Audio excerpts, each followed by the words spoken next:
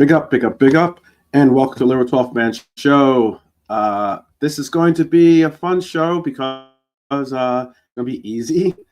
It's just pretty much just like a report card, I guess you could call it. It's a simple show where we're going to just rate the teams, give like a ratings where we can say, this team did this team did that. We're just going to take a little introspection of it all. So it's going to be a fun one. I hope that everyone is doing well. I hope that those that are not from the festivities, or if you're still partying, I hope that you're definitely well. And we will most likely have a panel with us. I'm hoping, possibly. I was working on this show as we came up to the start time. Working on tomorrow's show too at the same time, so I had to make sure that I got everything all set and ready for everyone, because it's gonna be, again, I think it's gonna be a fun show. So again, welcome back to Liverpool 12th Man Show. We're going to bring a little bit of class in session, I guess you could say. Professor 12th is going to be giving out some grades for these teams, so big up, big up, big up. Big up to Baz, by the way. Big up, I see you, Baz. Definitely, if you're free, text me, Baz. You can definitely join the panel if you'd like. But Chelsea Conference League winners, yes, they are, and thus Brighton is going to end up with a place in Europe, most likely. So that's good for them. Shout out to Trudon for that. Shout out to Baz, like I said earlier. So let's get into this. So yes, classes in session. Like I said, every Premier League team gets their end of season grades. This time we're going to flip the scripts though. We're going to start from the bottom of the table and work our way up to the top. One flop or fly at a time, I guess you could say, who failed miserably, who surprised us all. And Trudon giving love to Adrian, I got you. And who you already know sits crowned as the valedictorian of the class. It would be us Reds. So let's go from rock bottom to the crown of the class. Big up, Red for Life. Big up, and big up to Norm as well. Big up, big up. Let's just start this off and make sure I get all my graphics here ready for you. Let's just start this off. So we said we're gonna go from the bottom to the top, like Drake. And it's simple to say that the worst team in the league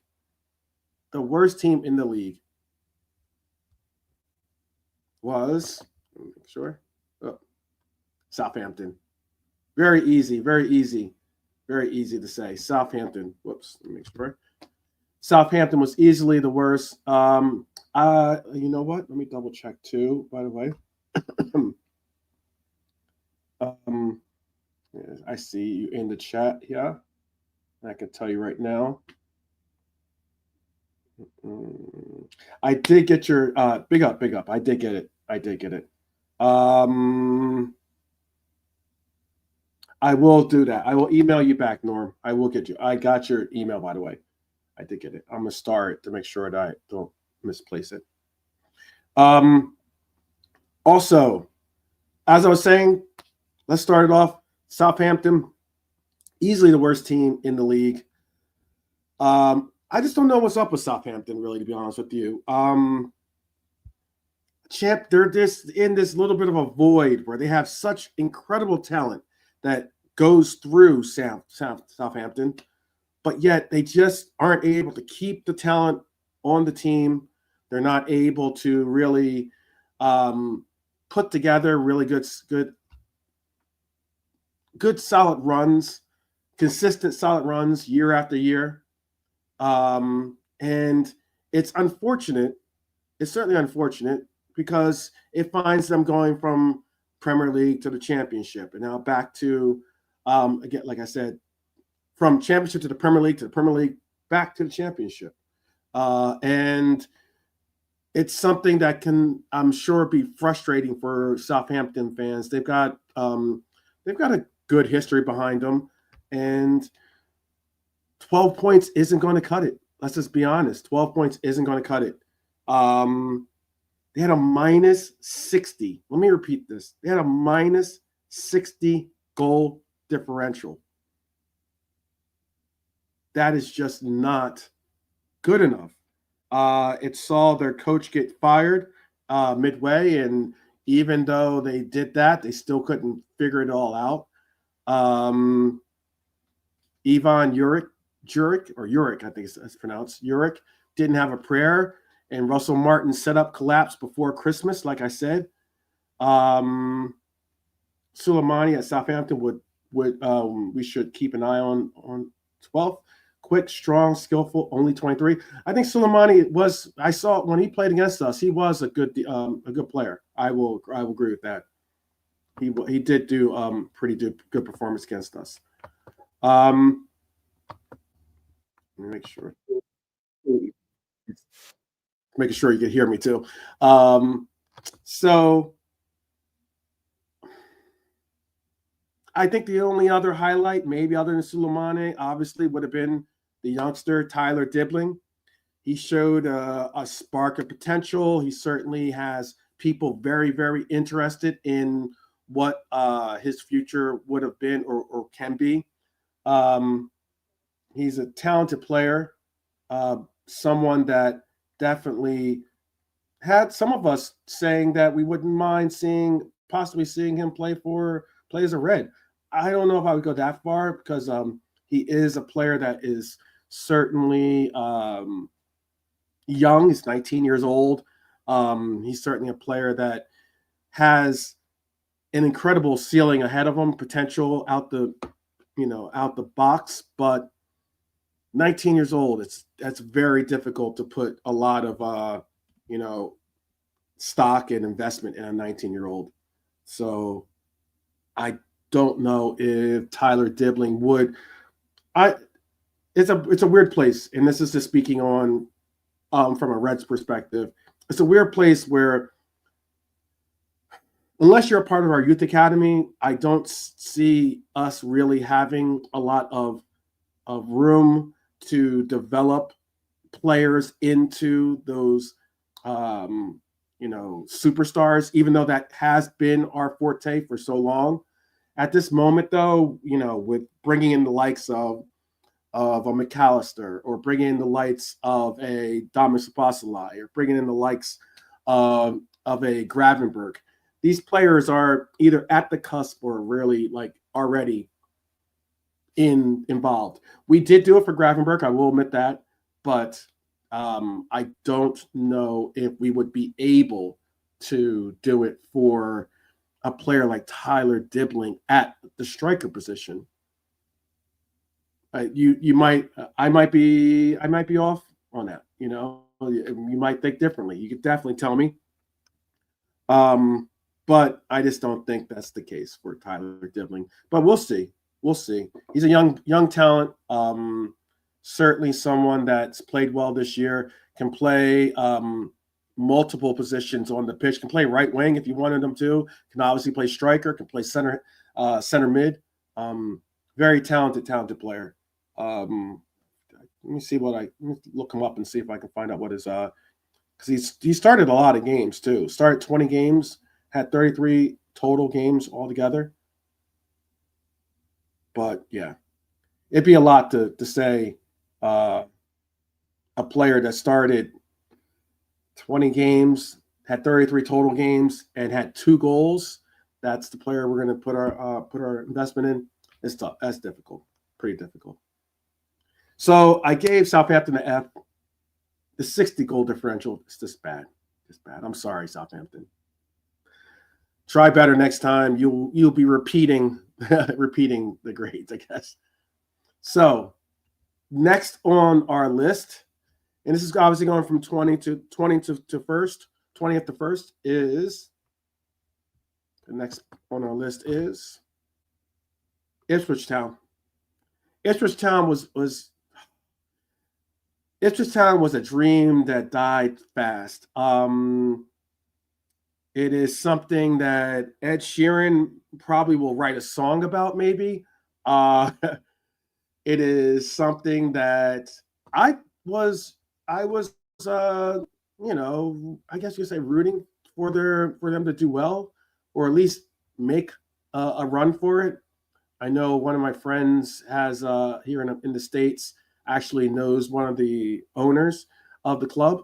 So he was all in, invested in. He was talking them up and bigging them up, and I was it got me interested in Ipswich Town. But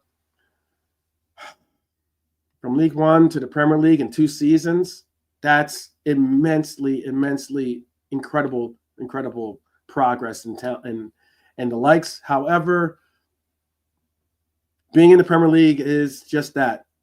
It could be a brutal awakening. And being that they shipped out 82 goals, couldn't defend the lead, by the way, too. Could not defend the lead. Big up, KJ. Big up.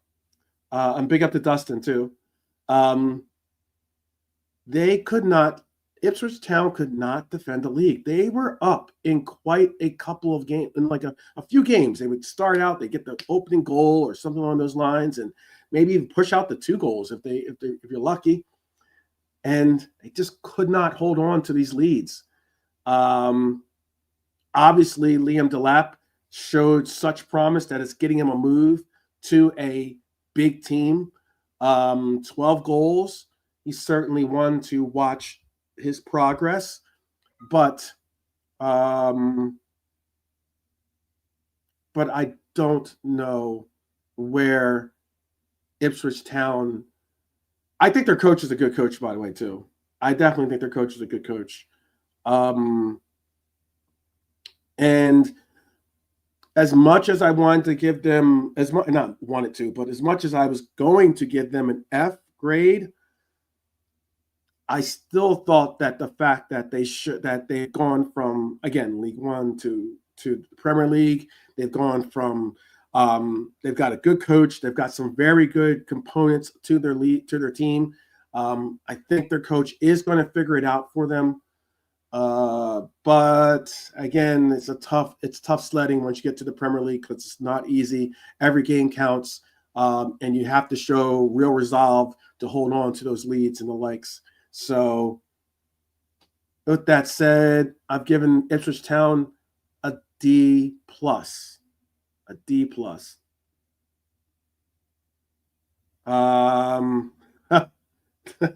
KJ gave my F. All right. Luton Town was decent last year. I will admit that. Luton Town was decent.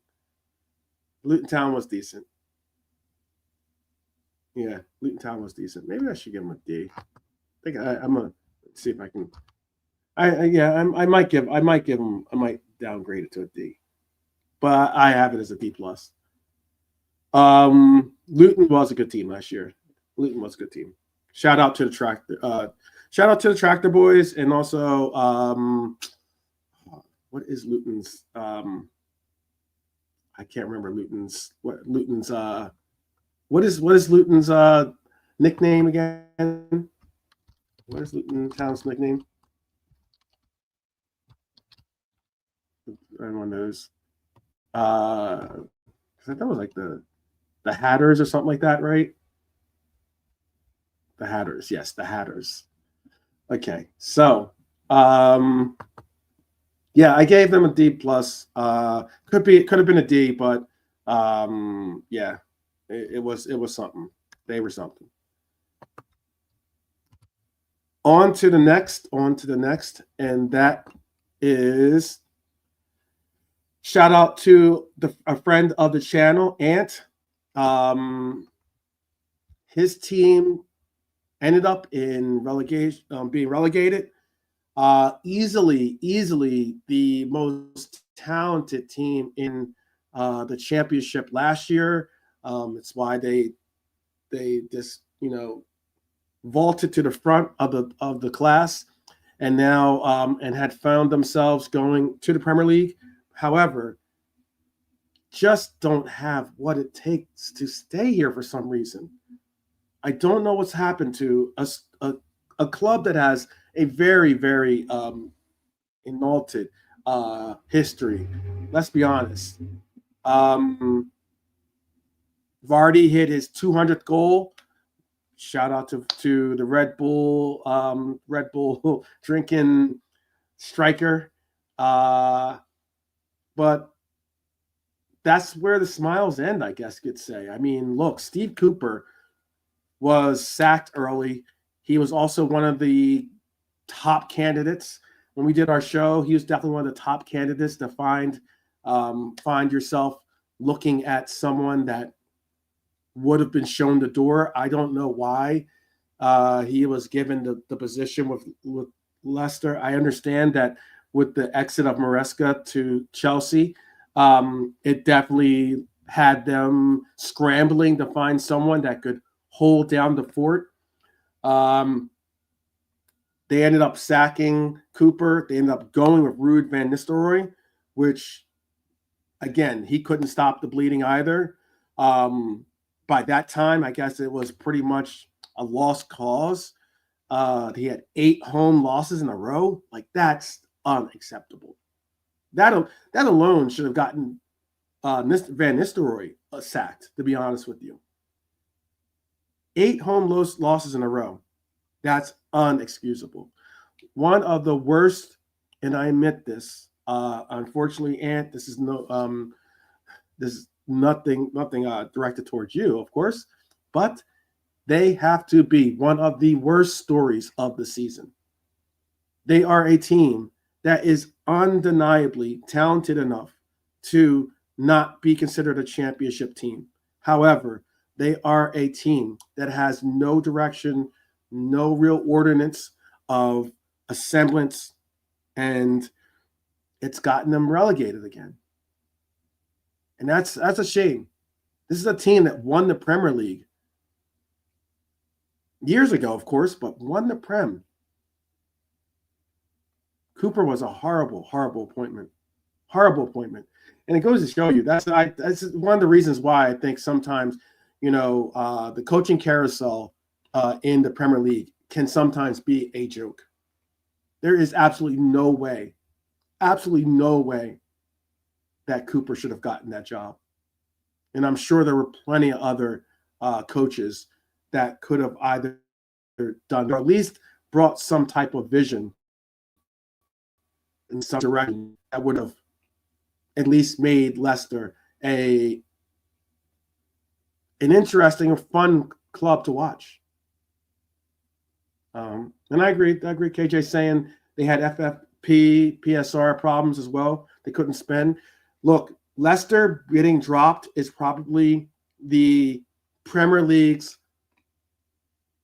best for them from the Premier League's perspective.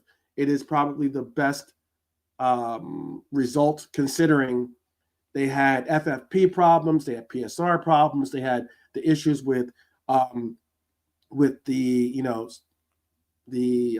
allegations and the point reductions and the likes and such. Them going back down kind of was a little bit of karma, I guess. A little bit, you could say, like that. It's a shame. It's a shame because I enjoy conversations with Ant, and I think he's a good person, and I think he's actually got a lot of insight football in general. So hopefully they can make it back soon. And I think they probably will make it back, to be honest with you. They have enough talent to get through the championship. But I'm looking forward to conversations again with Ant as well. I know we all are as well. So shout out to Ant. This next team.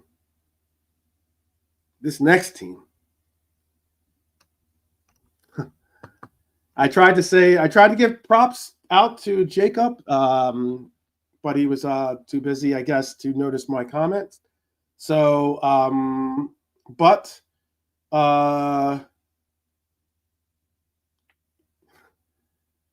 this next team, and shout out to Gina, by the way, proper Spurs fan, by the way. this next team, the Spurs. I gave Spurs a B minus. I get it. I would love to see what you guys would give Spurs if you're giving them a grade. I would love to see what your grade would be for the Spurs, because the sheer fact that their trophy drought is over is immense. Spurs won the Europa League and gave their fans something. And it wasn't just a domestic cup, by the way. It is a European crown. Now, albeit it's not Champions League, but it's still a very, very important league. Gets you in the Champions League. Let's just be honest.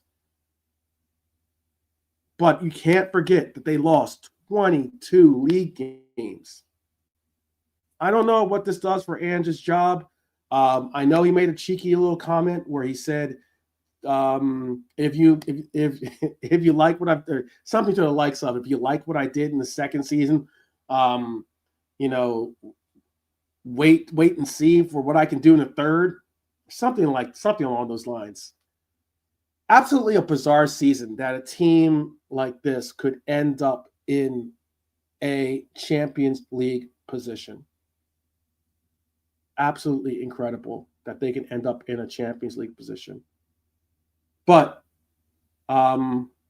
before I get too deep into talking about the Spurs, I'm going to be sure to bring in a partner of the channel here, Nolante. Big up, Nolante. Yeah, big up, tough man. Big up the chat. You don't know. You don't know now. You don't know. Yeah, man. Wagwan. Yeah, it is something that I'm talking about Spurs. And let's be honest. The fact that you can say something like, it's so Spursy to do this, to lose when you have a lead, or it's so Spursy to have the trophy in your hands and end up, fumbling at the line. They've been the brunt of the joke. They've been the punchline of it all. And shout out to Ange for the fact of it is bold to say you win something, he wins something in his second season. And then he goes out and does it.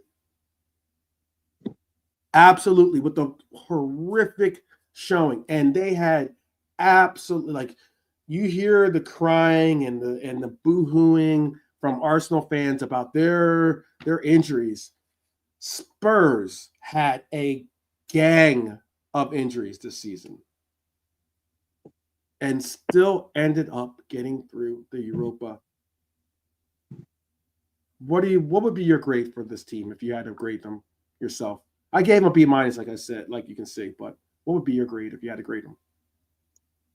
Same grades. Can't disagree, because at the end of the day, they won a major trophy for years. So 91, 2011, 21. So a major trophy for 34 years. And then obviously they won the trophy before this year. I think it's, near enough 15, 16 years. So to them to make 17, yeah. So for them to win the Europa now, I heard idiots like the ass cream pie and Rio Ferdinand's lick boy Joel Bella saying, "No, it doesn't matter. We're playing in Champions League. We're playing PSG, who is a second-rate competition. Oh, none of the Champions League team dropped in, and that might be the case, but it's still a European trophy. Honestly, the Europa League is still a trophy. It ain't the Conference League, with the Conference League, we'll have a different discussion. The Mickey Mouse, which the Rent Boys have won tonight, which, you know, a bit of a disappointment. The Rent Boys won tonight. But, yeah, look, man, what they've gone through, I mean, yeah, it's definitely a B for me. But I will say Angie's lucky. He's very, very lucky it went for him. You know, because most teams, I mean, most managers, I mean, we've had our club, United, when the season's poor, they still get sacked. But I don't think he'll be lucky the next season. That's what I would say. But we're going on. The Europa League is, yeah, I agree with you. Major for the club. Yeah. I mean, it's Champions League football. It's Champions League football for a team that is at the bottom of the table. That's a major accomplishment. And albeit against Manchester United, who, you know, Manchester United the past 2 years, you can say what you want about Eric Seven Hag, okay? You can almost say the same about Ali. They got silverware at the end of the year, you know? Seven Hag got 2 trophies back-to-back, an FA Cup and a League Cup for them, which got them into Europe. One way or another, got them into Europe. That's an accomplishment. But they normally win. They do have some, what do they call it? The silverware heritage or whatever, you know, that these United guys were all talking about, your Kazes, and I don't know the name of this one guy that's on the 12th Man show. But he's a funny character. Oh, he's a funny character. A lot of these United fans, we're going to get into United in a second, but these United guys are wild. Like, as in, they're on some, like, don't look at me, look over there type stuff. It is absolutely incredible. But shout out to, like I said, shout out to Gina, friend of the show. And also shout out to Jacob as well. And a girl who loves Spurs, I believe her name, her show is called. I've met her on Jacob's show. She's a nice woman. Sometimes she does a show with her husband as well. Good person. Sometimes she's on the Football Terrace, but it is. Give them proper respect, I guess. Give them proper respect. It might be a one and done situation for the Spurs to enjoy this time in the sun. So enjoy it while it lasts. Norm is saying it's not easy to win a trophy. However, you cannot forget 22 losses in the league. He's giving them a C. Okay. I got you. Norm. And shout out to Norm and JK and everyone else in the. Sorry, KJ. Sorry, Norm. Everyone else in the chat. Big up yourselves. Hope everyone had a good day today. Yeah, big up Red for Life for sure. All right, next in the list, Wolves. I think I gave them a C plus. Albeit I know it's low. They're low in the table. You know, they're 16th. Yet I thought Wolves looked promising at times. And the Wolves have some good players on their team. Obviously, Cunha's leaving the squad. But, I mean, they've got some decent players on this squad. Vitor Pereira came in like a pub hero, obviously. He had beers with the fans. He won 6 wins in a row. Created a hope of survival because Wolves were on a collision course with relegation, to be honest with you, early on. He took over for Gary O'Neill, right? With Wolves, they were at the time, they were 5 points adrift, and he turned it around. Losing Cunha will hurt. I think that Wolves showed some real promise for maybe not fighting to stay out of relegation, but maybe starting to pick up a little traction towards them to get towards that middle of the table. What are your thoughts? Yeah, I think I agree with you. I think a C plus, like you said. Gary O'Neill, got sacked. I think they were still in the bottom three at the time. I still feel Gary O'Neill. I think he's a good, decent manager. I think he's still because he done well with them this season before. I still think he would have got them out of relegation. But fair enough. Just sacked and Victor Pereira done a great job. To be fair. Got them winning, got them playing different, made a few signings. I think Mutasi or Muntabi, I forgot the midfielder slash striker done well. And the defender, I forgot how to pronounce his name, begins with A. I think Aganola. Oh, okay. I'll look it up for you. Yeah. So the signings, they've been very good signings with them. And and Cunha done Cunha things. Hence, he's going to get the transfer. He's going to go, saved them a lot. Got a good base. Midfielder? No, yeah, the midfield is it begins with M. He signed him in January. I think it's called Muntasi. I believe. Marshall. Yeah, Marshall Munatasi. Munatasi, that's it. Yeah, he's from Zambia. Yeah, that's it. Yeah, good signing. And the defender, I think it begins with A. Agnabola. Probably got his pronunciation wrong. Let's see. Defender. Yeah. Oh yeah, Emmanuel. He's from the Ivory Coast. Yeah, Ivory Coast. Yeah, two crucial signings. Popped them up the week, and you can say good job done. Cunha, they're going to sell him. Obviously, Starman, Larson, and the midfield pairing, which goes very under between Andre, who we were so heavily linked with, and João Gomez. Good partnership there. So I agree. See, and they were well clear of relegation. The 15-6 because to be honest, Southampton, Leicester, and Ipswich were down by March. By March, start of March, they're kind of already down. So they were well clear, even though they were near the bottom. So I agree with you. A C for me. Solid. Yeah. Solid C. Yeah. Yeah. I'm gonna star Norm's comment right here. Bring it up in a second. No worries. I appreciate it. Always appreciate it. Yeah, that'd be it. That's a. We were just. I think we were all. We were just talking about bring JK in here too. We were just talking about like about how we would like to see maybe, or some of us would like to see Stevie G maybe as a coach, on this squad or on this team, and how I know JK probably is glad to see this coach possibly getting the exit because he didn't necessarily like his facial expressions on the sidelines. But big up JK though. How are you doing? Bless, bro. I'm cool, bro. How you doing? Bless Nalante as well. Yeah, bless again, JK. Big up. You done know. I should say Professor JK and Professor Nalante actually, because we're all professors today. We're all in school. Yeah, indeed. How about yourself?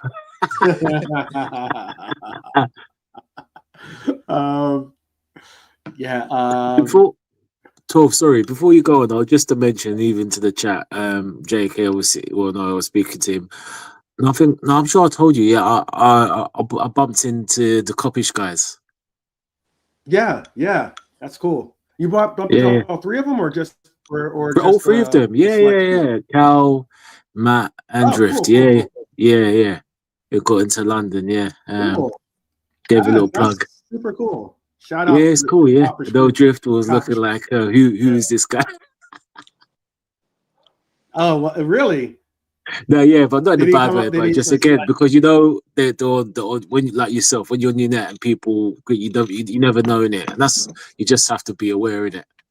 But Matt knew. I told Matt, it's me, Matt chatting, and Drift is like, okay, yeah. No, there was because it was 1 a.m. when we touched down. So everyone was tired in it. Yeah. Oh wow. Yeah, and they're from a next part of the woods. They're rolling deep. I was rolling by myself. I'm from the other side of London. So yeah. I had to keep my wits about me. You never know. Yeah. You never know who it was good, man. Yeah. That's what's up. Shout out to Cal. Shout out to Matt. Shout out to the man. Yeah. Yes, definitely so. I met Nalante. And I was sort of like happy. There you go. Yeah, man. There you go. Big up, Jake. Like, yeah, man. Yeah, we had a good time, man. Apart from all the other stuff. Yeah, we did, man. You met some interesting people, man. It's weird when you go to these things, and I'm sure you 12, you know, when you do your clubbing and nights, it's just funny who you bump into. It is so funny, isn't it? Yeah. Oh, absolutely. You don't. Yeah. You'd be surprised how small of a world it is, really. True, bro. True. You know, like there's billions of people on this planet, and yet, like, for somehow you end up like. I'll go to events or places, and I'm always like thinking that I'm going to run into someone I know, or I'm going to bump into someone that I know for some way, somehow, even though you're amongst thousands and not hundreds of thousands of people. So, but yeah, it's true, bro. But yeah, I met a lad who lived. Yeah, go ahead, say again. I was gonna say I met a lad who sort of lives around the corner in England from me, and he was like in Hungary. Him and his wife, man. He was like, bro, I only live here. I was like, fucking hell, that's pretty small world, man. Small world. It's good though. It's good. It humbles you. It definitely humbles you, and it makes you feel connected. You know. Yep. Even at the parade, that was at Hungary, and in the parade when we're going towards the train station, I met a lad who just lives like sort of in the next street down from me. So it was like we never met each other, but he knew my cousin and all that sort of stuff. It was just fucking small world. That's really cool. Big up, Bernie. I see you. See you, definitely. Big up, Bernie. I was going to. All right, so let's.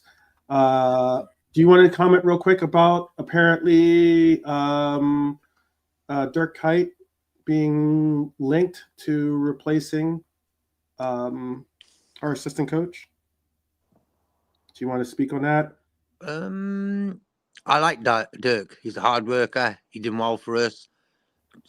Top lad. And if you look how he looks now, he looks the same age, bro. Oh, I know. That means for me, he's clearing his head type of guy, and he ain't gone down the hill. You know what I mean? So he knows where he's at, and he's kept sharp, bro. And I think it would be a good option. Like for me, Dutch connected, of course, but also Liverpool connected. So I have no problem with that. No problem. Okay. All right. Well, let's get back to these grades. How about that? Let's get back to these grades, because this next grade is someone that we should all enjoy laughing at. I'm going to bring the grades back up. Bring the grades back up here. And the next grade I was going to bring up is sitting in, and it's funny because they were in 16th place, and I didn't realize that they had bumped up because of the goal differential. They did end up getting into 15th place. However, it's still possibly one of the worst seasons in the last 30, 40 years for Manchester United, possibly 30, like at least 2-3 decades at least. And that is Manchester United have to get an F. They are a huh? Oh, the worst. Right? Yeah. Yeah, man. Yeah. What is it? I try to think when there's a grade that you get when you don't even like. They don't give you a grade. You like. It's like in the UK they call it U. Okay. What is that? What does that stand for? Ungraded is like ungraded. Okay. Yeah, like really poor. Yeah, like you just start over. You know, you shouldn't even turned up. yeah. The Trudon got it. United get a U. I got you. I'll have to remember that. He knows. I'll make the correction for sure. U for urinals, I guess. Is that what you're saying? I guess maybe. All right. But Manchester United, worst United side.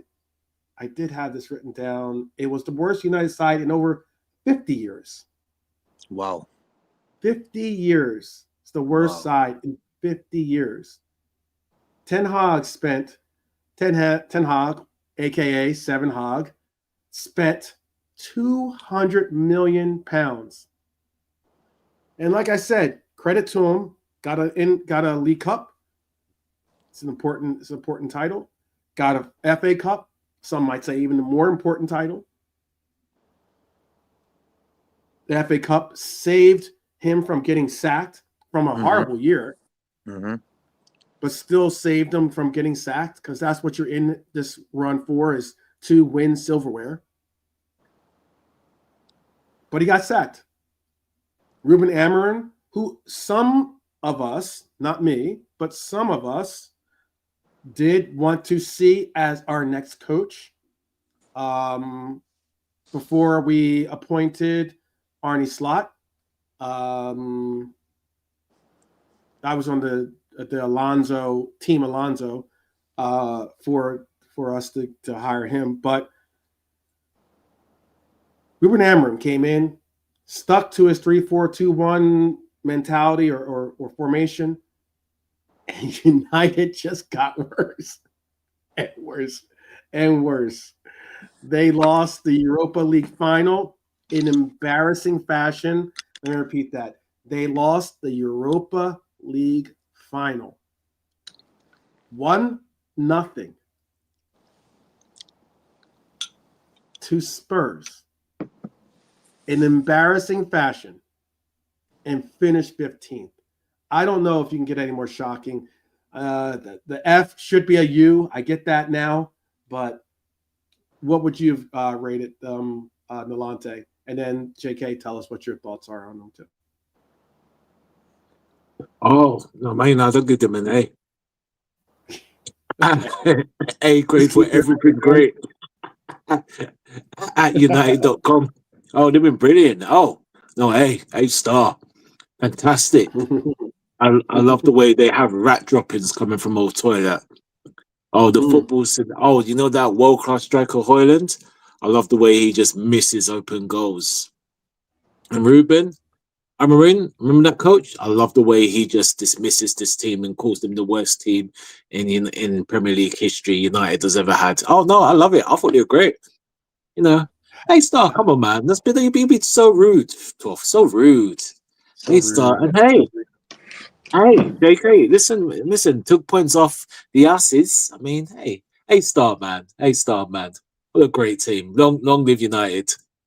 United. Hey kids, United. And guess what? They're getting Cunha, so they're getting even better from 15th to 17th. United. Hey Star, brilliant. Brilliant season, United. Love it. Love it. Like, to me, bro, that Justin Timberlake song, "What Goes Around Comes Around." Like Nolante can second this. When we were young and United were on top for years, winning 13 titles and that, bro, it was hard, man. Like we were Liverpool, like I seen the glory days bit of Liverpool, you know, in my early days and stuff. I was like, yeah, man, we're the greatest, this, that, and then all of a sudden United come along, and it was horrible. And now, just to see that stat you just said, this is the worst season over 50 years. So this is the worst United team I've ever seen. Like, it's the worst team ever. Could you ever believe they would finish in this position in the glory days of Fergie, bro? Never. And you could see with the reaction of their content creators, bro. They're getting a lot of views, this, that, and the other. But to tell you the truth, personally, if they were proper United fans, they'd rather be doing shows where they're celebrating and winning games and winning trophies, you know what I mean? Yeah, they get a lot of views and stuff like that, but for me, it's all about winning, you know what I mean? It doesn't matter how much money we can make out of doing football shows and stuff like that. For me, my team has to be number one. And everything else is a bonus, bro. But United, for me, well deserved. Yeah. Their nicknames are the Red Devils. That says it all. So for me, they're getting a U. Yeah. 100%. We don't deal with demons over here, man. I have to find the clip. I don't know if I saved it or not, but I have to find the clip. There's a clip where it's the United fans are serenading their goalkeeper, right? And they're going like, "You're nothing special" or something like. It was hilarious. I'll look for it in the background while we speak, and I'll bring it up as a hopefully I can find it as a little bit of a serenity moment for all of us. But it is hilarious, absolutely hilarious. Any time that your saving grace is Bruno Fernandes, and even he isn't really cutting it, yeah, you got to enjoy what you have. And United deserve it, every last bit of it. To be honest with you, United were absolutely horrible when they were on top. Now they're at the at the bottom of the league. Now they're at their still at the bottom of the league. They still walk around with this whole presence of look over there. Don't look at me. Look over there. Like they still feel as though they have the chest to be able to talk. And it's like, no, pipe down. So it is what it is. It is what's most arrogant club in football. I agree with that too, Norm. Agree with that. What about that song they sing? Who the fuck am I? Exactly. Yeah. Yeah. Yeah. Let's go marching on. Oh, you're marching on the right. You're marching on straight to the hell gates with your name, devil. We don't do devils, man. We do godly things right here. You see it? I know. You get me, bro? Yeah, exactly, man. Blessed, yeah. That's why in the Bible it says Satan was discarded from heaven, the depths. You know what I mean? We are the heads. We are the heads and they are the tails. Yeah. Exactly. You Do you remember their sponsor, TeamViewer, last season, was it? They had a sponsor on their shirt, TeamViewer. I was at the headquarters the other day, actually, in Germany. It was just like next door to where I was going from, And it was a bit mad. It's just like a small little town. And it's mad that they got the headquarters there, Okay. Let me see if I can find the Onana thing. It was funny. I'm gonna do my best to find it while we still give out these grades.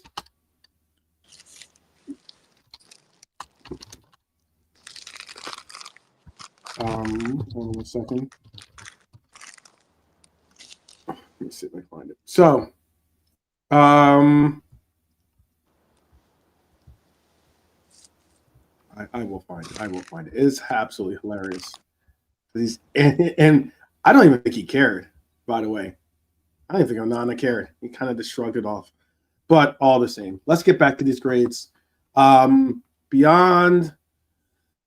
you're poor United if you're ending up falling adrift from this next club. And this next club is the Hammers.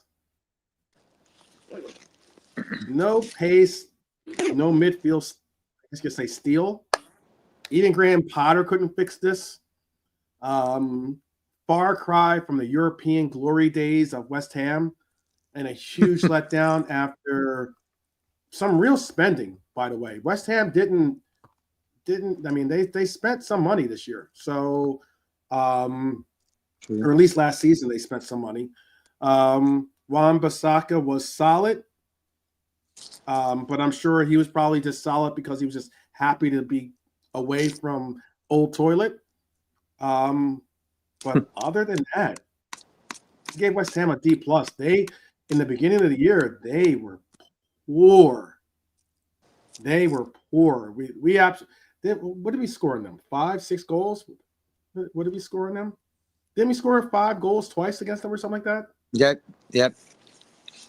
I think League Cup and Premier League, Yeah.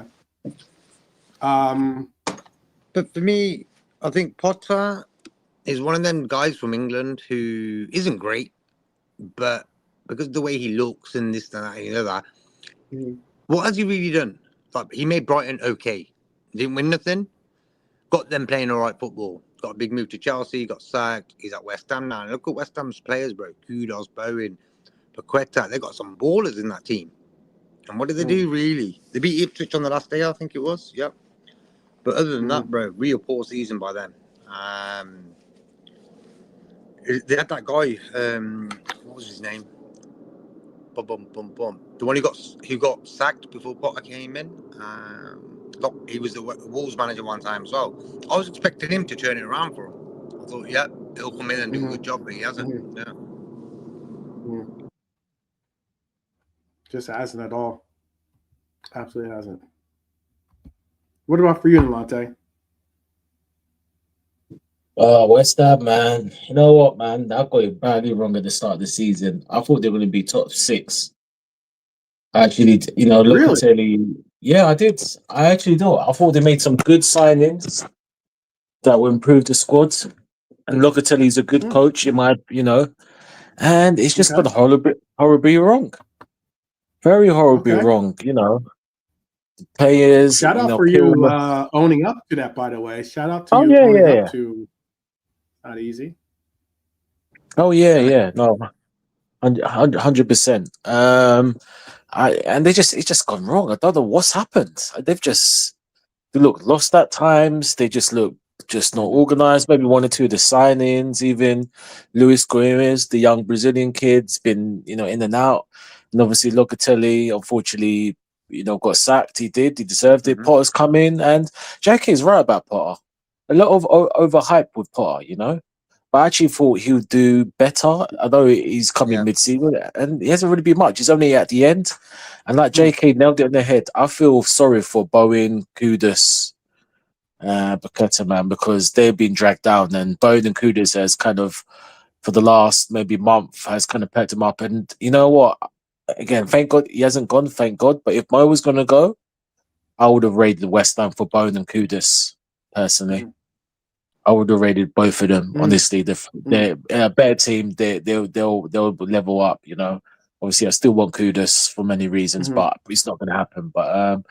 But in all, yeah, it's an F. It's got to be an F. Very, very disappointing and poor season from West Ham, and it looks like this season, apart from Wolves, the manager bounces haven't worked at most clubs. So yeah, F. It's definitely an F season for West Ham for me. That's a good shout, by the way. That is a very good shout about you saying that that's a good shout saying that how a lot of the teams thinking that they have to get that new manager bounce just really never manifest that way. Really never panned out that way.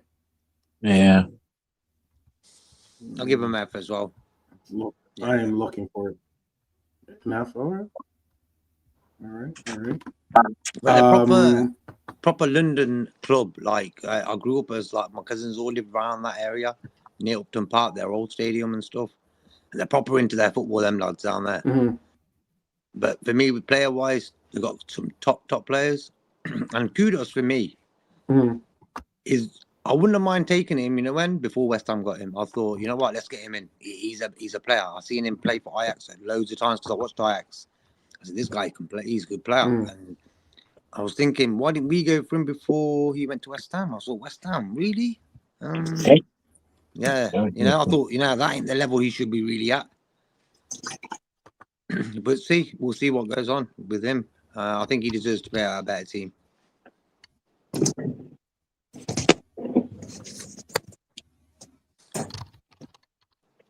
I'm looking. I'm still looking for this thing, by the way. I will find it. I am determined to find it. It is a Onana is like it's a video of the crowd singing to Onana and telling him that he is crap. That he's not special. It's like I think it's like we're nothing special. We're nothing. He says it's like this. We're nothing special, and neither are you, or something like it's like something like that. Like it was really interesting. I mean, this is Manchester United fans saying this. We're nothing special, and neither are you. Is like basically what they were singing. It was. Can you imagine being at that at that level of like low settings? Oh my gosh, that was just it was ugly. And Onana's in goal. Yeah. Go on, okay. No, I was just going to say, Onana was in goal. Uh-huh. Yeah. Go, bro. It's a little bit. I think it's a little bit of a delay. I'm gonna close the window. So, yeah. No, I'm gonna close the window so that's not delayed. Okay, cool. Okay. And everyone was moaning at us, like not me personally booing at Trent, but go ahead. I'll Liverpool fans booing at Trent, innit? So Yeah, and then yeah. United Tell me fans, about it. you know what I mean? So how Yeah. come no one's ever talking about this? That United Yeah. are booing their own goalkeeper like that. You know what I mean? No one has ever talked until now. I didn't know that, bro. So mad. Mm-hmm. It is definitely so. Shout out to Scouts Lee in the house. Big up, Lee. How are you? Good, yeah, good. Just been talking about Harvey Elliott on Brian's channel with Max and Rethernight. Oh, okay. Yeah, he's been talking about yeah. All right, I like it. Having a Harvey discussion. Basically, we can't see no future for him. There was 4 of us and none of us could. Like, I don't think many people in the comments could either. It looks like he's going to be moving on, innit? If Bertz is coming. Yeah. Let's see. Let's up, Revenite. Good to see you, bro. Yes. A lot of spicy talk. I bet it was you and Max, Revenite, Max, and Brian all in a room. Brian was leading the charge, like, to get Harvey out the door, and has been for some time. Wow. Me and Lante was involved in some spicy comments there as well, man. It was fun. Yeah, that sounds good.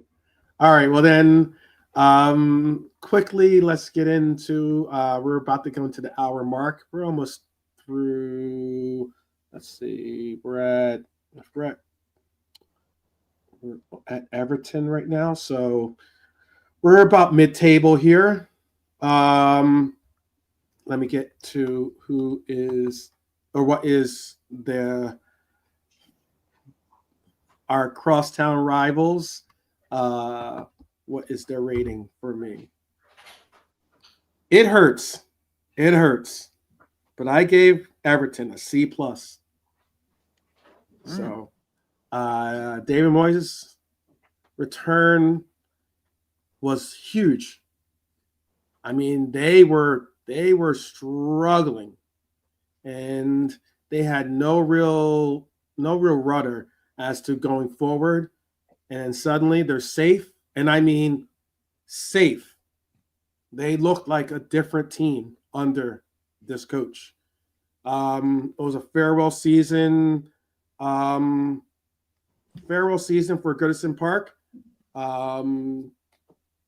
They had a farewell win streak at Goodison Park as well. Now they're going to try to start a future at Bramley Moor Dock, right? Is that what it's called, I believe? And hopefully the relegation fight begins all over for Everton. I do see better times for them next season because they've got a few bob now. They've got this Friedkin group and they've got the new ground. But I don't see like much improvement under Moyes. What he can do is lift them into the upper echelons of the top 10, but no further than that under Moyes. Yeah. It is very interesting. It's the Benny Hill Stadium. Okay, I got you. Yeah, I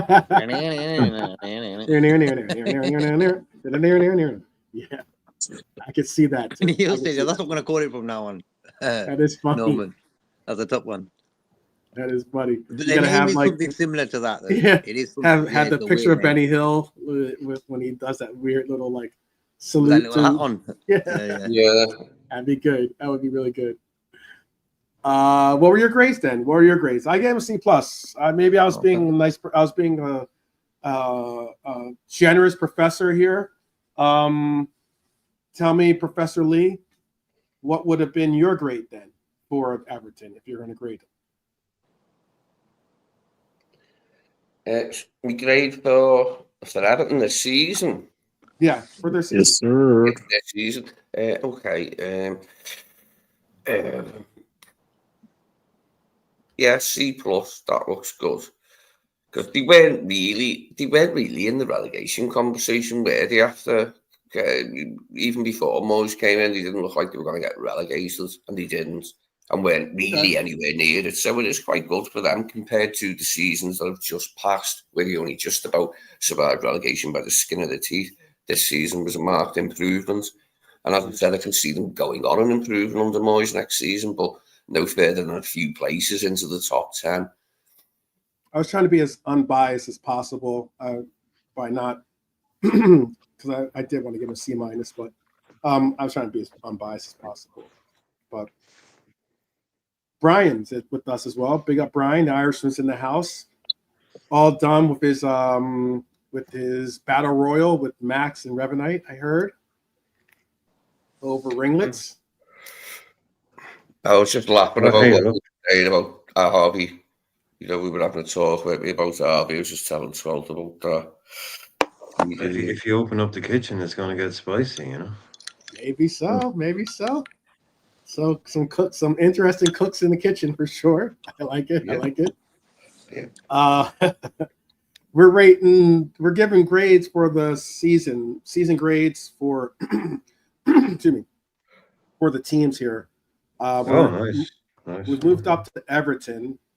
And this is You're going from bottom to top, is it? You start at the bottom, start working your way up. Ooh, yep, okay. Yep. Yeah, we're doing going from the bottom to the top like Drake. And this is, I know. We're grading every Premier League team based on shade everywhere. Shots fired on every level right there. No. We're grading them based on what they were expected to do, not just where they finished. Right. Yeah. Too. Okay. So, especially with all the acquisitions and the likes that some of these teams ended up getting involved. So, we're on Everton. Do you want to give us a grade for Everton? What are you going to see? Grade. Oh fuck. I have my grade. My grade's on the screen. Yeah, they started bad, picked it up, did their thing. Can't be high though. Yeah, real low. Bare minimum. So what would be bare minimum? Like a D, I suppose. But D? Okay. Yeah, I mean, they did pick it up big time when Moyes came back in. Under Dyche, fucking D-. Under Moyes, maybe a C. So split the difference. Yeah. Okay, I got you. He always made me laugh. Yeah. Sorry. Go ahead, Lee. I was going to say, he always made me laugh, Dyche, because he was like, I said, gruff sounding fellow, and his look and that, you wouldn't want to have a fight with him, would you? But he went going anywhere. He got about 60 cigarettes a day. He weren't going anywhere under him, where you know what I mean? My dad liked him. My dad thought he was good enough because he was keeping Everton up at the point when they sacked him. But then he was made up when Moyes come back, he was made up, and is still, I think. Last time I spoke to him, because it looks a little bit better for them. He doesn't look into it in that much depth, my dad. I think he just sticks the bastard thing on, and if they win, they win. But they haven't won very much lately, let's put it that way. So it's been sour times. So they blew half of Merseyside. Fruit machine. I will admit that the reason why I gave him a little bit of a bump because I'm trying to do it as unbiased as possible is because they saved their season. They ended up being mid-table, and they ended up getting a draw against us, which was huge for them. So they ended up doing that. So. But tell me your grades real quick. Just quick. Where was it? Everton finished 13th. Yeah, that's pretty good. Yeah. No, that's pretty good. Mm-hmm. Where they were. Yeah. For where they were and where they ended up, I think that was pretty good. Mm-hmm. Yeah, that's decent. Because it was night. Because with Dyche at the helm, they would have been holding on to the ledge, trying not to fall into that relegation spot. I think. We probably would have gotten yeah. It's a cigarette brand in England. What was your grade would have been, JK? A nice D. A D. Okay. Yeah. All right. Well, then moving on from Everton, I think this team was possibly one of the biggest stories of the year, to be honest with you.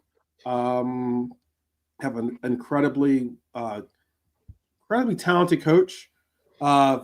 You know, some might have even had with some of the exits of some big star players. You would have thought maybe that this team would have not been able to contend for anything really this year, much less a final against possibly one of the juggernauts of the Premier League, and that is Crystal Palace. I gave Crystal Palace a B+. FA Cup winners. I know that's got to really sink in. FA Cup winners.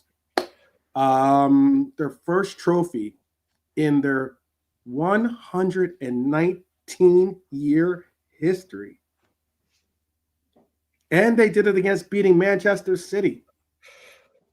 Glasner's got Eze, Wharton, Mateta, and the likes, all looking pretty dangerous, to be honest with you.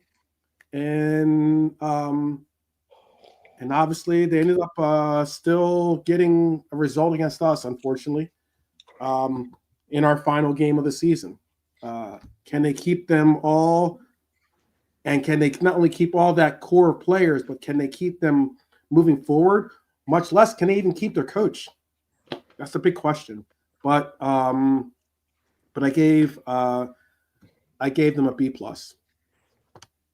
It might be harsh, but I still gave a B+.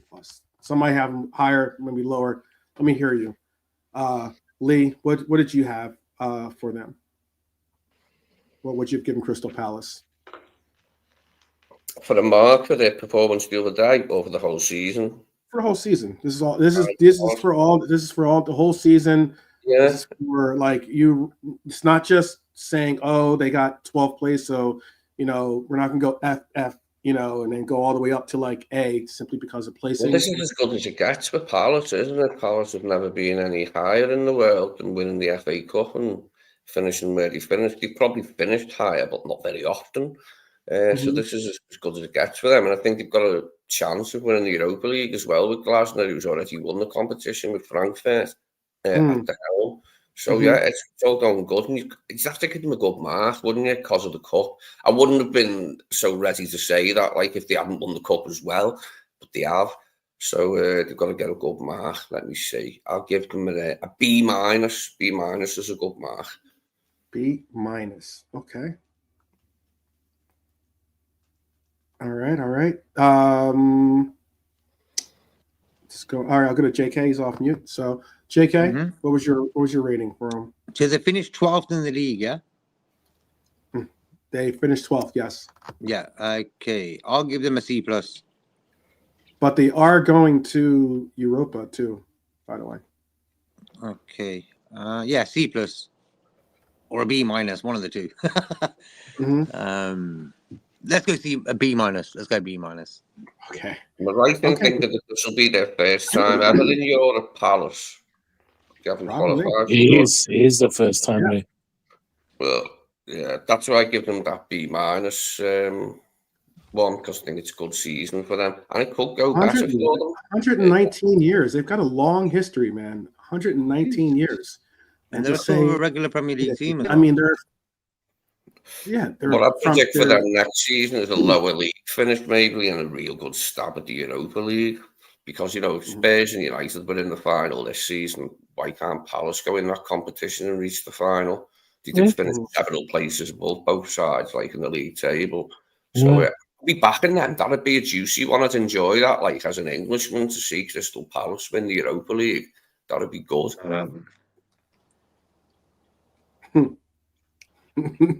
Brian, bringing a bucket of cold water on that one. All right. Why not? What's wrong with Palace? What have they done to you? How did they hurt your feelings? That's what I'm about to ask you with your fucking 4-3 from 1990. Oh, that does my head in, that 4-3 from 1990. I remember that. He won the FA Cup and kept himself in a job, the bastard. Let's focus. I don't mind Palace. And it was funny even at the time a bit because it was so inept, our defensive display. It wasn't like one you could sort of rip your hair out about. It was just we were shit on the day and deserved that. But no, I've never had no bad feelings towards them. I know I like it when a new English team wins a European trophy. That's a good one for our league, for the Premier League. It gives the Premier League a little bit more gleam and gives us better what's that thing called where they add all the shit up? Coefficient. That gives you a better coefficient, doesn't it? Like, yeah, I guess not. I really don't. It ended up making ended up letting Newcastle into the Champions League. So I'm like, all right. But you think about the other big European countries in terms of football, and they haven't had as many teams as we have. European silver, even Spain, not as many as we've had over the years. But Brian, what were you trying to say, Brian? No, I was incredibly. If we're talking about expectations, like Crystal Palace won the first trophy in their history, and it was the FA Cup. They beat Manchester freaking City 1-0, stopped them scoring. They lost Elise, they lost Anderson. They were never involved in a relegation zone. They were never A+. Absolutely A+ season for Crystal Palace. Wow. A+. Yes, sir. Right, talk the things. Irishman, talk the things. Okay. Wasn't expecting that. Okay. My B+ is getting trumped by A+ from the Irishman. I got you. All right. Nolante. Arsenal winning fuck all, when Chelsea and Tottenham both won European silverware. This makes this summer even harder for them, I would think, especially after the news that the Rodri thing isn't going to happen, which I knew it wouldn't anyway. But now we've heard for sure that the Rodri thing ain't going to happen. It will be a really horrible sort of. I'm sure they're not that asked about Chelsea, even though it will just add further fuel to the fire of the people who want Arteta out to see both London rivals, their big London rivals, winning something. That's right. We'll get in. Yeah, we'll wait for that, Lee. Yeah, we'll wait once. Arsenal's further down the line here, but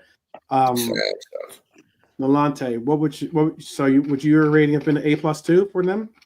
I'll just quickly, because I know this annoying. The connection is just annoying me. But I'll just quickly say for Everton, C+. Okay. Everton. Yeah. So Crystal Palace. Yeah, I think Brian took the thunder right out of my mouth, because everything he says again, just spot on really. So yeah, I would give them. Yeah, I'll give it A+, man. Great season, man. Honestly, great season, man. Got a bit of luck with that handball situation with Henderson, but you'll get a bit of luck in these games. Yeah, man. Honestly, man, they started slow. People forget they're in the bottom three. I think by October, struggling a bit, and then Glasner, he just revolutionized them. He just changed the way, and yeah, even the players Kamada. He was, your Japanese stuff, 12th. Kamada, who they got them from Frankfurt, played a pivotal role in the second half of the season. Yeah, man. And Ismail Sarr, honestly, very underrated. I think one of the bargain buyers of the season. Weren't we trying to get him? Yeah, we were actually. Yeah, at Watford for a while. We were linked with him. Yeah. When Klopp was with us, we were trying. Yeah, he was a big fan of him. And then you see the video with when Marnie was there, because he's still young. I think he was about 20. Yeah. So Troy didn't tell him, look after him. Troy, look after him, man. Brother, look after him, man. Yeah. Big up Sadio, man. My driller. Big up Sadio. But Ismail, one of the bargains of the season, man. Doing bits, him, Eze, and Mateta. I mean, listen, man, he's got to be an A+, man. Honestly, man. Okay. Big up Glasner, and I'm happy for Palace, man. Honestly, they're a great club, man. The supporters are good. Yeah. Yeah. Everyone that's I've been there a couple of times. Real quick before JK gives his rating. Yeah, sure. There was, let's just do, just say one or the other. So KJ's pointing out that year was the year that we were trying to get the quad. I think it was the first year we were trying to get the quad. And we ended up getting Diaz instead of Sarr. Would you have preferred to have gotten? They're both around the same age, by the way. Sarr is 27 years old. Would you prefer to have gotten Sarr over Diaz, or do you think we got the right one, the right choice? Let's just go Lalante, since you were just speaking. I don't know. You know, I had a difficult one. I'll just say if we didn't get Diaz from some reason, I would have been more than happy with Sarr. To be fair, you could see the potential. So I don't think there's one or the other. I wouldn't be bothered with either one, if I'm honest. That's it. Okay. Yeah, good night, Bernie. Lee, would you prefer Sarr or Diaz if you had to make the choice all over? Diaz. Okay. Brian, Sarr or Diaz if you had to make the choice all over? Oh, but I don't know how he would have done for us. I couldn't split it really. But Diaz has been here and Sarr dropped off a lot while he was away. But we were very flop onto both. I'm not biggest fans of either, but I think I just because I know what Diaz has done for us, I'd probably go Diaz. But I don't really Sarr. Yeah, no, but like you were saying, we were like massively linked with that guy. Like when he was at Watford. Yeah. Like, Liverpool want him and blah blah blah wants him, and then he ended up not going anywhere. He ended up staying at Watford. Yeah, exactly. And in the Chinese for the year of the championship too. We weren't the only team. There were other teams. Yeah. I think that says a little something with the progression. I'd probably just say Diaz. Yeah, just say Diaz maybe. JK, who would you have chosen, and then give us your rating so we can move on to next. Palace. I didn't I say B- for Palace? Yeah. Okay. And then for me, Diaz. Yes. Okay. I don't think I have to give my choice, but you know what it is. Yeah. Right. The next team on our list, I think, is played a little bit of a David versus Goliath at times this year. It frustrated a few of the Giants, including us at Anfield, by the way.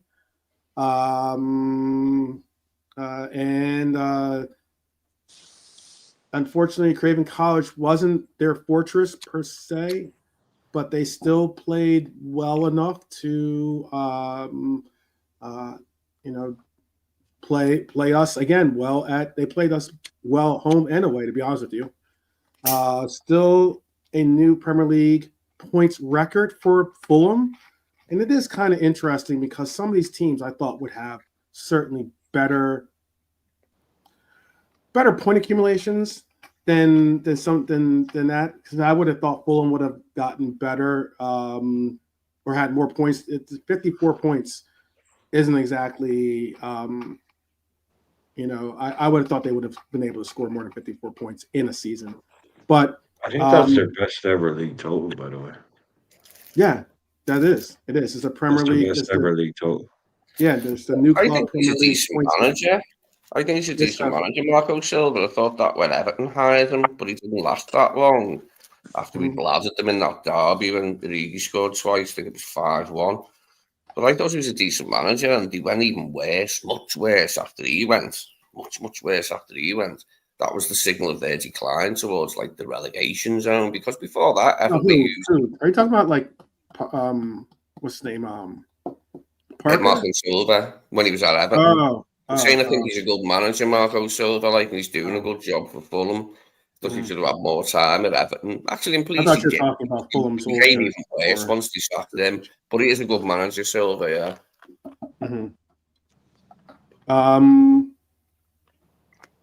I definitely think he's a good coach, and I think that they have a good team. It's interesting because they have parts and pieces of a very, very good team because they have some very good players. Iwobi's a good player. Obviously, you all know I love. I think highly of Jedi, Anthony Robinson. I don't know. I wouldn't go as far as say Harry Wilson's a good player, but he's okay. Can we just pause and think for a Raul moment about how big a twat Andreas Pereira is, the ex-Man United bloke who plays for Fulham? Isn't he the world's I was going to say Jimenez, Raul Jimenez is a good player. On his day, Rodrigo Munez can be a good player. I think some other players that they have. I'm actually kind of. Oh, yeah. I said that. I said him first, actually, but yeah. He had a top season. I agree. He had a top season. Yeah. Probably the best I've ever seen him. Yeah. Pereira, I think maybe. Yeah, Pereira annoying. It's truly what you said. Oh, little shit, isn't he, Yeah, Pereira? fucker he is. He loves winding us up, and he knows it winds us up as a fan base, like, because he's carrying that with him. Yeah, I used to play for United. See that tackle he did on Gravenberch at Anfield before Robbo was sent off. Terrible tackle. I don't know how he got away with that. KJ saying Emily Smith Rowe, Dawson saying Leno and Diop. I don't know. Leno, I think it's a little bit past his prime. But Emily Smith Rowe. Yeah, it's a good shout. Good shout. I gave them a B- because of obviously the point total that they got. The season that they had was a historic season for them. They were contending at one point for getting into Europe. Fell off, but still they had some big wins over some big teams. Again, they played us, the champions, really, really well this year. What was your grade for Fulham? Brian, what was your grade for Fulham? Just a very fun. It just goes to show you that, like, when at the end of the league, when these things shake down, you get these kind of like heady days in February. Bournemouth, Fulham, they're challenging for Champions League. No, they're not. No, they're not. Yeah. Let's just wait until the end of the season. Then you'll see who's challenging for Champions League. Look where the top six is. Big six teams. Right. Heady days and all that back. And like you say, it looks, they've an amazing season. But then you look at their points, so 54. Well, you think, well, that's not amazing, is it? But then you look at the most they've ever got. Exactly. So it's kind of like, how do you look at a team like that? They go strong, they go big, they can play football, but they'll always end up where they are. So to me, that is probably the most kind of, I can't knock them down anything, for not achieving things. But Fulham in 8th, where did they finish up? Like 12th? Oh, they finished in 11th. 11th, that's probably about spot on for Fulham for me. So to me, that's got to be like just a B. Yeah, a B. That's probably where they should be. It's probably exactly where they should be. They completely avoided a relegation battle, never got involved in any nonsense, pulled out a few good games, entertained their fans, play good football. So yeah, spot on. B. I go, yeah. Okay. Lee, what was your grade for them? Fulham can have a C. Okay. Latte. Professor Scouse Lee is there's really not much grades willy-nilly. Professor Carson, all right. I've got a special grade. The old Marco fella there, aren't I, with a grade C? Well, he hasn't done anything astonishing, hasn't he? He hasn't done bugger all in the cups like Glasner has done. So can't see how he can be having more than Glasner as a grade. Yeah. Did they make it deep into the? They made it deep into what? Didn't they make it deep? Oh, the FA Cup. They lost to Palace quarterfinals. They lost to Palace in quarterfinals. Yeah. That's deep for them. The quarterfinals of a cup. Yeah, that's a really good run for them, to be honest with you. But all right, all the same. Nolate, what was your rating for?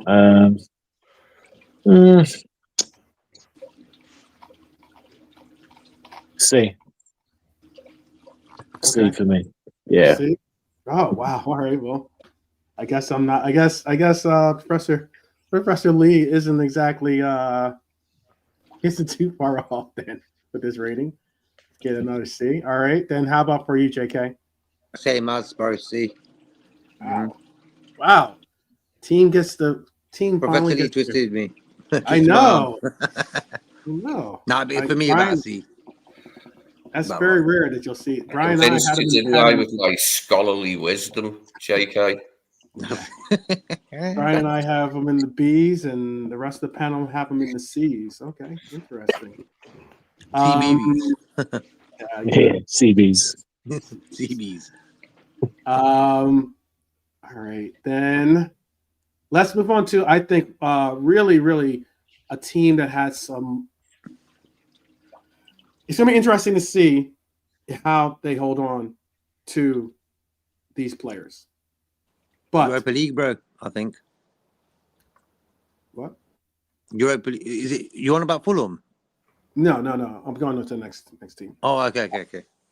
What I was going to say, I was going to be really interested to see how they hold on to these players on this next club, and that is Brentford. Brentford has some really good names out there that are really drawing a lot of attention, most notably Maguamo and Visa even getting some attention as well, and maybe even, how do you say his name? Shade, right? Shade, Schade, right? Sade. Like, okay. Yeah, Sade, that's the singer. Like Sade, like the singer. I like it. Yeah. But goals. Smooth operator. Making that joke every time. I'm going to keep making that joke every single time. Get used to it. Smooth operators. They've had some smooth operators. You're right about that. They broke again, another team. We just talked about Fulham breaking their record. Well, Brentford broke their Premier League points record as well this year, making home games box office for them, to be honest with you. But the big question is, how long do they keep Thomas Frank, who is a coveted coach? He could easily be moved on to maybe a Spurs or maybe even another big name team out there. Who knows? But Brentford also have some big players out there that are important and can really put things together. Brentford gets a B from me. What would you have given? Let's go JK, Nolante, Lee, and then Brian, if you will, and tell me what you guys thought of what would be your grades for them. Yeah. For me, Brentford done pretty well, bro. Good season. I'll give them a C+. Okay. Nolante?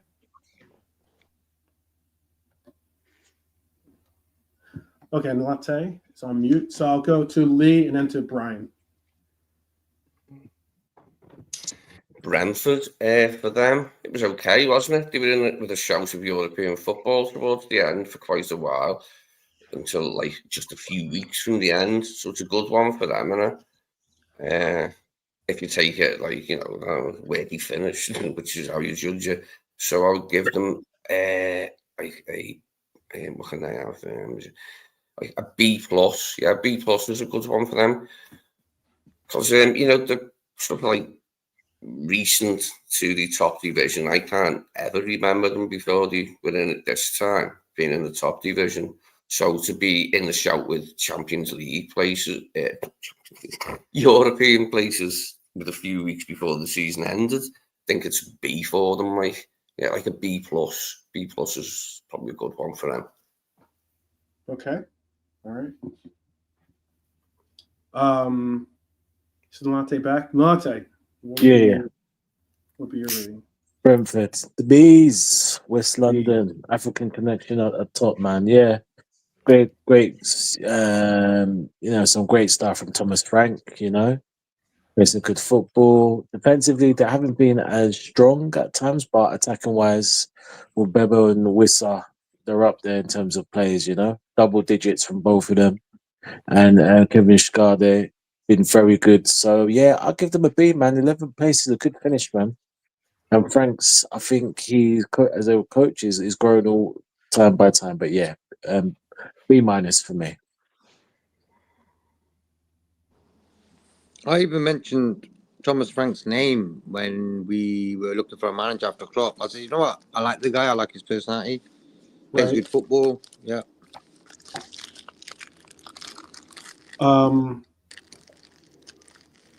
Okay. Someone sounds like someone was like opening up a candy or something like that in the background. But all right. Here, let's move on then to. I didn't rate Brentford. Oh, you didn't. My fault. My apologies, Brian. Yeah. Tell me what your rating was for Brentford. Well, the way I'm looking is like, how can I'm starting these boys and like, what can I deduct them points for? Is what I'm looking at. Really, like Brentford, they finished 11th. Is it 10th? 10th. 11th, bro. Yeah, finished 10th, level with Bournemouth. Their 11. boys Mbuemo's been brilliant. Wiss has been brilliant. Mm-hmm. I mean, what's their ceiling? You know what? How good can they be? They finished 10th. And Mbuemo's probably worth twice as much as he was at the start of the season. Yeah, easily. This is, was he a one? No, he's probably worth 40 or 50 million now. And that's really hard. I think for a club like Brentford to finish 10th in the Premier League, Mm-hmm. I'd nearly say A, but yeah, I mean, what more could I expect him to do? To finish 10th, win a cup or something? I don't know, but I mean, at least a B plus. I'd give them an A. I think for a club like Brentford, that's probably an A to finish where they finished. Like Nolante saying, 5 years ago, Brentford were like, what? Brentford, they don't exist in the Premier League until a few years ago. Now they're finishing 10th, one of the best players in the league. I mean, for a club like them, that's probably an A. If we're being hypercritical, like B, but they probably consider it an A. Mm-hmm. So yeah, I'd go A minus. To me, probably A minus. They could have finished above Bournemouth.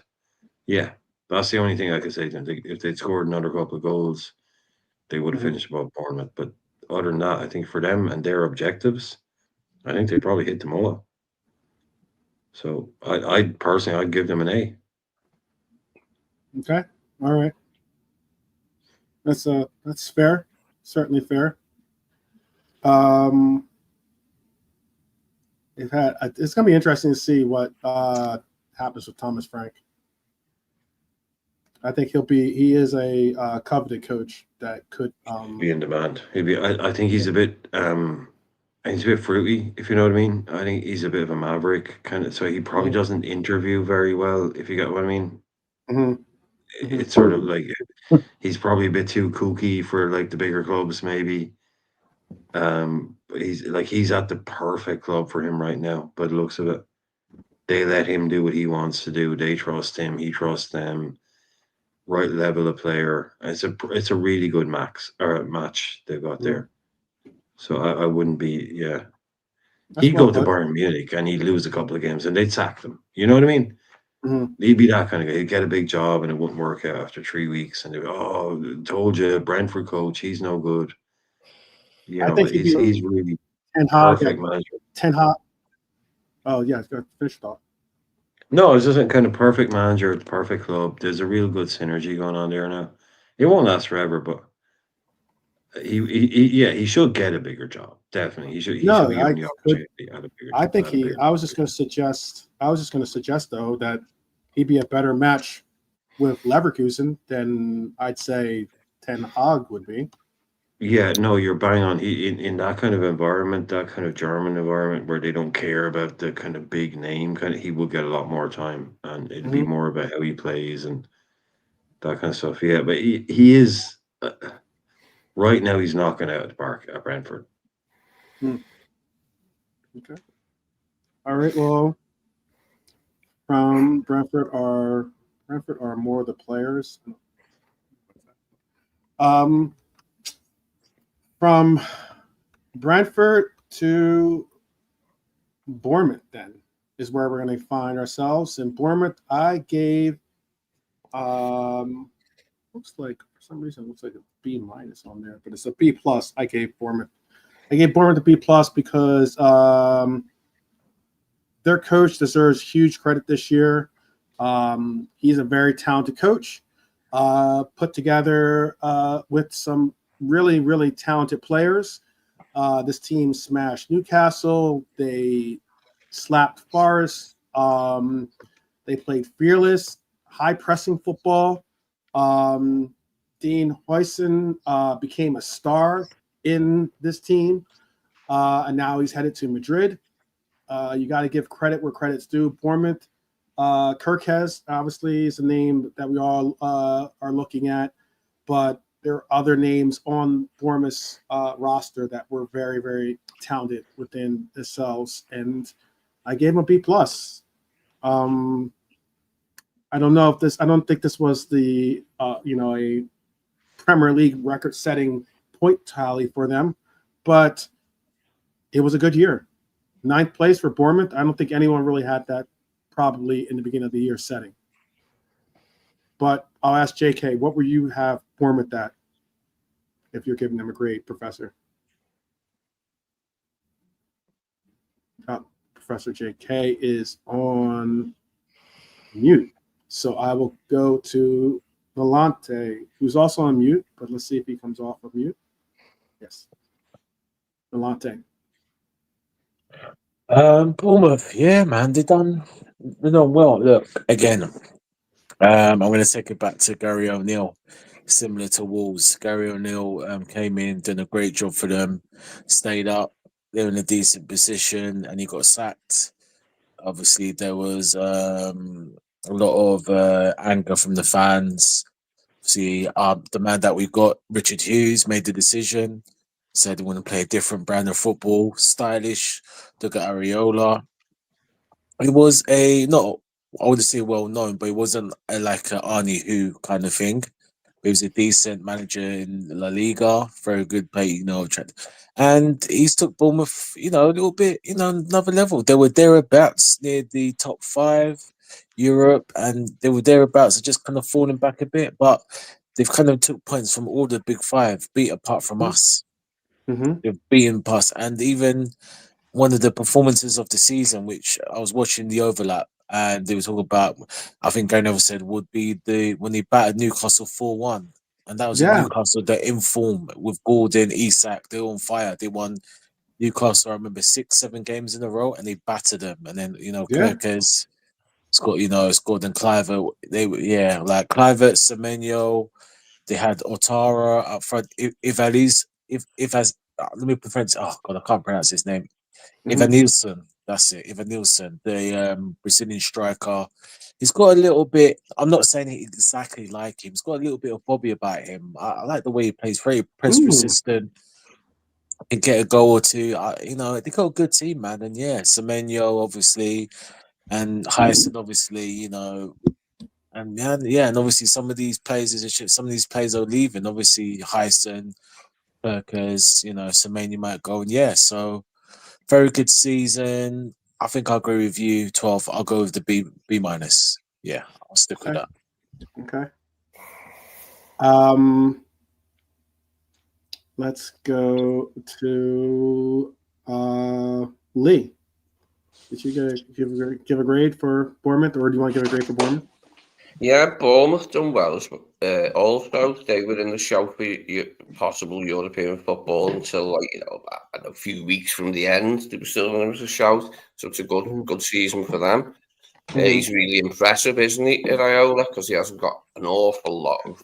When he walked in the door, there wasn't much to work with, but he's added to it a bit, and he's made them really good this season. I mean, how many of the big teams have they spanked this season?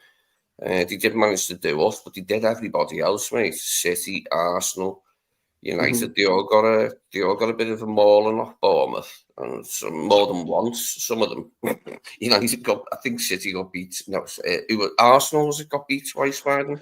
Or was it someone did anyway. Someone big did, but they've had a really good season, haven't they? They didn't manage to beat us, as I said, but they have been a really good side this season. Yeah. So. I'll give them a B. A B. Okay. Yeah. Brian, what would you have given them? AFC Bournemouth, by any metric, the smallest team in the Premier League. The Vitality holds 11,000 people, I think, which is smaller than some stands at this Old Trafford, the Stretford End, the Cop. Mm-hmm. They hold 11,000 people. Their whole ground holds 11,000 people. They're a tiny club. They finished in the top 10 of the Premier League. They've turned Kirkes Heisen into It's smaller. players. It's smaller than Kenilworth Road.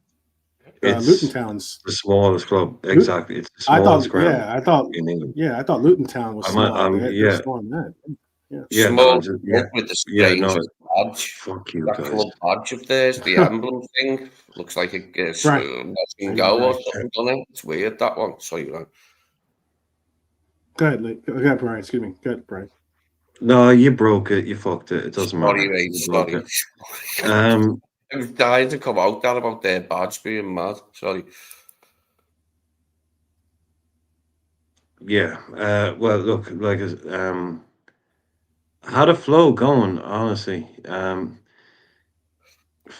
What was I saying? Look, you're talking about how the good smallest he's team. like what he's done with Yeah, what no, he's I know what I was saying. I know what I was saying. Lee. Yeah, the smallest club out there, right? I was getting to a fucking point. Okay. They finished 14 points ahead of Manchester United, the biggest club in England. Their ground fits into the fucking Stretford End. Mm-hmm. They've turned Heisen into someone who goes to Real Madrid. They've turned Kirkes into someone who goes to Liverpool. They finished in the top 10 in the Premier League. If that's not an A season for Bournemouth, I don't know what is. That club can't do better than that. 14 points ahead of Manchester United in the Premier League. Yeah. What more can these guys do? They finish in the top 10 in the Premier League. Bournemouth, 11,000 seater stadium. What do they have to do to get an A? To me, A. They can't do better than that. Their ceiling doesn't get higher than that. So there's no B minuses. This is a top. That's as good as they can do. Clivert, Iraola, all these things. This is probably the best season they've ever had. Ever. 14 points ahead of Manchester United. There has to be an A. Has to be. Okay. Has to be. Brilliant season for them. Yeah, they didn't get Europe, but they shouldn't even be in the conversation for Europe. 14 points ahead of Manchester United is, I saw someone do this meme earlier on. It was like, it's a Family Guy thing where it was like in 2010 where they showed a Manchester United fan the league table this year. And that just summed it up.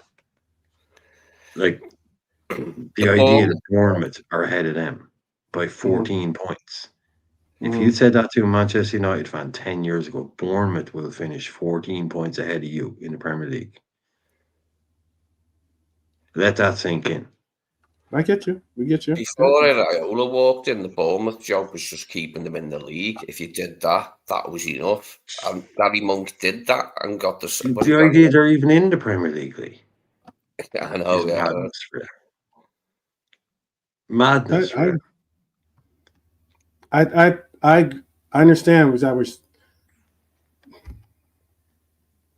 I think the loss against Ipswich, they went on a little bit of a losing run at the wrong time. Oh, it dropped off big time. Yeah, it dropped off. And that's the only reason why I can't give him an A. I give him a high B. B plus is still a great grade. Kluivert, if you watch where Kluivert's goal scoring goes, Kluivert was banging goals. I think he hasn't scored since January.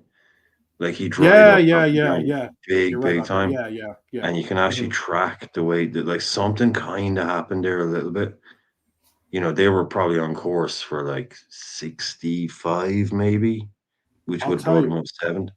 But they shouldn't even be, like, the idea that they're even in a conversation for that is madness. I get what you're saying. It's a shame on the bigger clubs. The Sunderlands and the Leedses of this world, that Bournemouth are outperforming these guys. Really poor. I was just going to add, or just to say though, I remember, I think it was 2 years ago, I made a comment about how I think that Liverpool, despite us not really doing much in the year, that year. We still our draw against Arsenal basically set the table for them to go on that run of poor performances. When we beat Bournemouth 2-0 at Bournemouth, it kind of was a wake-up call for them in a sense that they were good, but they weren't just there yet. They beat Everton, I'll admit that. They beat in FA Cup, and then they beat Southampton. Okay, all good. However, after that run, or after those two games, they had a loss against Wolves. They had a loss against Brighton. I think they beat Wolves it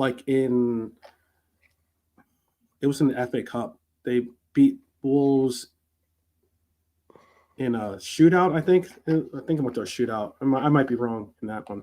But they ended up losing a couple other games, but they lost. But it was then, again, it culminated to that Ipswich game. And you're right. It just kind of like for something that was going so right for so long, so right for so long in the beginning of the season, for some reason, it just kind of like hit a wall or something. They won at least one game against most Premier League teams this season. We were one of them, but most of the other teams they beat at least once. There were probably others they didn't manage to beat over the two games, but there weren't that many. I don't think they managed to beat an awful lot of teams. Phenomenal year. I just, yeah. Brian trying to persuade him to A-. I don't know if I give him an A, but I can understand what you're saying though completely. I can understand what you're saying. How about we move to another team that probably surprised a lot of people? Brighton, earning Europe, albeit they did have Europe. They had Europe last year, I believe, right? But yeah, they did. Yeah.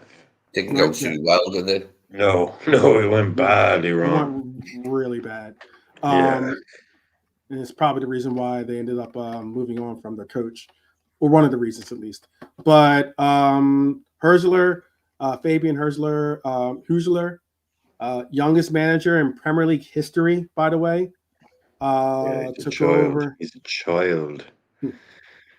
Took over for De Zerbi, and hey, he had them really cooking. Baleba is possibly one of the most coveted players in the league right now. Just another Brighton, another Brighton star, or soon to be budding star that they put through their big club pipeline. 13 more points than they had last year, and if they hold on to this, they might. If they hold on to their team and maybe make it one or two other additions, maybe they're not done climbing. I had Brighton as a B+. If I was going to give Bournemouth a B+, I had to give Brighton a B+. I'll ask. Let me make sure. Is JK? Are you back with us? No. All right. Nolante, you with us? No. All right. Let me do this real quick. Lee, give me your rating for them. I like it. So what I've seen of them. Their season has been in fits and starts. Really, they've looked really good at some points of the season, and other times not so much. But if you can add a bit more consistency to them, we could lift them higher up the table next time out, I think. It's been a decent season for Brighton. So, see, new guy. They had a bit more expectations than Bournemouth, but still not great expectations for Brighton. So, yeah, he's done a good job, yeah. Mm-hmm. Let's see. What's going to be? What's is that the lead, right? Report card rating music. The one that's on the screen there, B+, could be better next season. Could get a B or a B- next season. if he lifts them higher up the table. But he's looked quite impressive. Yeah, I've been impressed with this young guy like who's came in. He's done quite well. As I said, in fits and starts, though, their season, they've looked really good at some points, and then abject at others, like when they got battered by Forest. But yeah, he's got potential anyway. It looks that way. He's got potential to take Brighton onto, I don't know, onto what I don't know. Like, but yeah, he looks like a decent appointment. In the same way that Iola is for Bournemouth, both look like the good appointments. Okay. B plus. Are you giving Brighton an A, Brian, or like you did Bournemouth, or? Oh well, yeah. I just think considering what they would have expected to do, where they finished up, where they should have finished, I think they've kind of landed it spot on. It's still just Brighton. We need to, remember that Brighton, Brentford, Bournemouth are three incredibly well-run clubs, and some of these huge clubs, like I said, Leeds, Sunderland, Middlesbrough, are looking at these tiny little clubs in the Premier League going, how the fuck are they in there and we're not? What are they doing that we're not? So how much higher could Brighton expect to finish than ninth? Do they expect to finish in? So for them as a club, I wouldn't want to tell them like, oh, you should be. I think this is about as high as they go. I think this is probably their ceiling. They'll lose their McAllisters and their Balebas and their these kind of guys, Caicedos. As soon as they get to this point, they'll lose. And so to me, I suppose at the start of their expectation, they'll all go and they'll have to build again, and they'll have to find some new gems. Matoma will probably go. They'll have to find some new gems. Or so even your boy, give him an A. What's the striker? Evan Ferguson, bad injury. Kind of hasn't really worked out since the injury. But no, I just think for a club, in terms of their expectations this season, I think they probably hit them. I mean, how much does the ceiling? So, what do you think is the way to bring Nanate back into? What do you think is the way to get to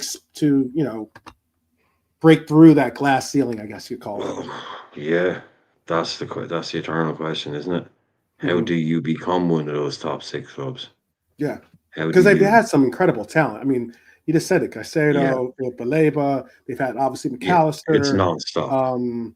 Yeah, it is. I just think they are just who they are. I don't think they will ever be that club. Until they all of a sudden have an 80,000 seater stadium, and it's a very, very long road for them to get to. Which is why I'm giving them an A, because I just think for a club like Brighton, this is a top season. This is probably, if they'd finish 14th, I'd be like, nah, lads, the size of, I said, no, you should be doing much better. But I wouldn't ever knock them down for not finishing 7th. I think they're really at their zenith now. It's sort of how much more can you expect from a club like Brighton? Maybe finish higher than Forest. Yeah, okay, cool. Can take that. Yeah, but I can't give them less than an A. I'd give them an A. Yeah. Okay, I was just going to add Dustin saying he thinks Brighton owners said they have a 10-year plan to be a top 4 club. I don't know how long ago did they say that though? If they said that, I'm not calling it the question. I'm just asking. What phase of, how we say the Arteta's in phase 6 or whatever it's 7. Arteta is what's in phase fucking 22 at this exactly. Like what phase are Brighton in then? Is the real question. Not everyone can be a top. I mean, big club. There's big. I mean, certain clubs can, but I mean, Brighton. I just think there is a ceiling. I think they've kind of hit. I think this is their ceiling. No, I think like 9th, 10th, 8th. I think that's probably as good as they'll ever be. I don't really see them troubling the European positions next season if some other clubs get their acts together again. But I mean, that's good enough for them. Potter and De Zerbi upped expectations a bit at Brighton. But they got, when they got into Europe, obviously under De Zerbi, like they floundered pretty much, like, and their league form was poor as well because of it. Got affected. So yeah, this is probably the best place for Brighton, is just below the European positions. I can't see them being ever anything more than that, not in the near future anyway. I find that, like, I'm not judging any of your takes or anything like that, in the sense of that you're wrong or anything like that. I'm just saying it is weird that a team that has had such incredible talent, I mean, possibly some of the best talent in Europe, certainly it's almost like I look at Brighton as like an incubator team, in a sense, a team that kind of like takes chances on these South American talents, allows for them to get, to really get a foothold in the Premier League, get a real sense of like how to work and create something. Hey, even for some of for the Japanese player Matoma that plays for them, absolute big player for them as well, and they're able to just make moves, but. Who's that new bloke who scored a peach for them on the last day? They won 4-1, didn't they? And that new bloke, Diego, someone. Garcia or Diaz or something, the guy's called. Diego, I don't even know if it's Diego. A new South American guy, and he scored an absolute worldie on the last day. Gomez. That's Gomez. Mm-hmm. That's the man. That's the man. Yeah. Real quick. Nalante, JK, we'll go in that order. Give us your ratings for Brighton, and then we're going to move to, unless you have something that you definitely want to say about the team, but then otherwise we'll just move on to the next club. Yeah, I'll keep you moving, because Brian spoke quite a bit about them. So yeah, Brighton do Brighton things, up and down. Good season, finish with the wins. Players with volleyball, so yeah, same as you. 12 B-. B-, okay. JK. I think with them they were good. They were bad. They were good. They were bad, too inconsistent. So I'll give them a C. Ooh. Yeah, about C. Wow. Okay. All right.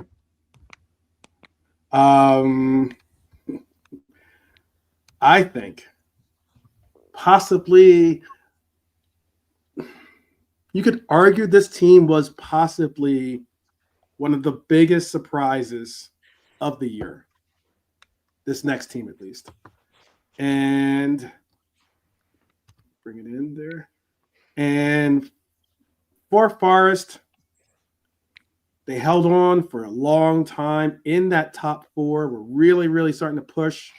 They gave us the delights of the ever witty and definitely sarcastic Wolfie as a content creator to enjoy his little barbs that he does. But fast and furious, and I don't mean Vin Diesel style. They are, I don't know if I would say they're a fun team, because they definitely sit back in a low block, and they try to do, as Mr. Jamie put it, sit in this low block, but they do have a unique ability of getting goals out of their forward and Chris Wood. Bars were in top four talk early on. They fizzled late. Still returned to Europe for the first time in 29 years. That is something to say. However, it's not the Europe that they were thinking of. The two-time UEFA League champions weren't able to get there to try to make it three by the performance of Wood, Elanga, Gibbs White, who's now one of the more coveted players in Gibbs White. B, I would have given a B+, maybe even an A-. but I'm giving them a B because of the sheer fact that they went on an absolute crazy poor run. I mean, they had to win against Manchester United. That's not necessarily much to write home about. They had to win against Tottenham. That's really not much to write home about.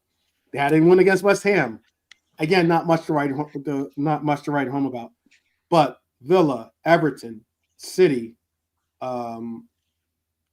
make sure I get this list right. Brentford, Chelsea, all losses, and even a Crystal Palace and a Leicester draw in the last 10 games of the season. That's why I kept taking points off of this run for them. What would you have had them rated at? We'll go reverse order here. We'll go JK first. What would you have had for Forest? I think if they got Champions League, I would have given them an A. Yeah. But I'm going to give them a B. Mm-hmm. Okay. Nalante? Yeah, I'll have to give them an A. To be fair, they exceeded expectations, and yeah, they bottled it at the end. But no one would have thought it in regard. But they're still going to play Europe in the conference next season. So yeah, A for me. Okay. Lee, how about for you? Forest wasn't exceptional. Conference League, by the way. Yeah, it was an exceptional season for them, although saying Conference League doesn't make it sound that way, and that's all they ended up with. But it was an exceptional season for them. So I'd have to give Nuno and the team, good marks for that. I would say like a B plus because he missed out at the end. Give him like B plus. Sorry, B minus. I would have given him A something if he would have got in the Europa League or the Champions League. Mm-hmm. So a B minus. Brian? Nottingham Forest.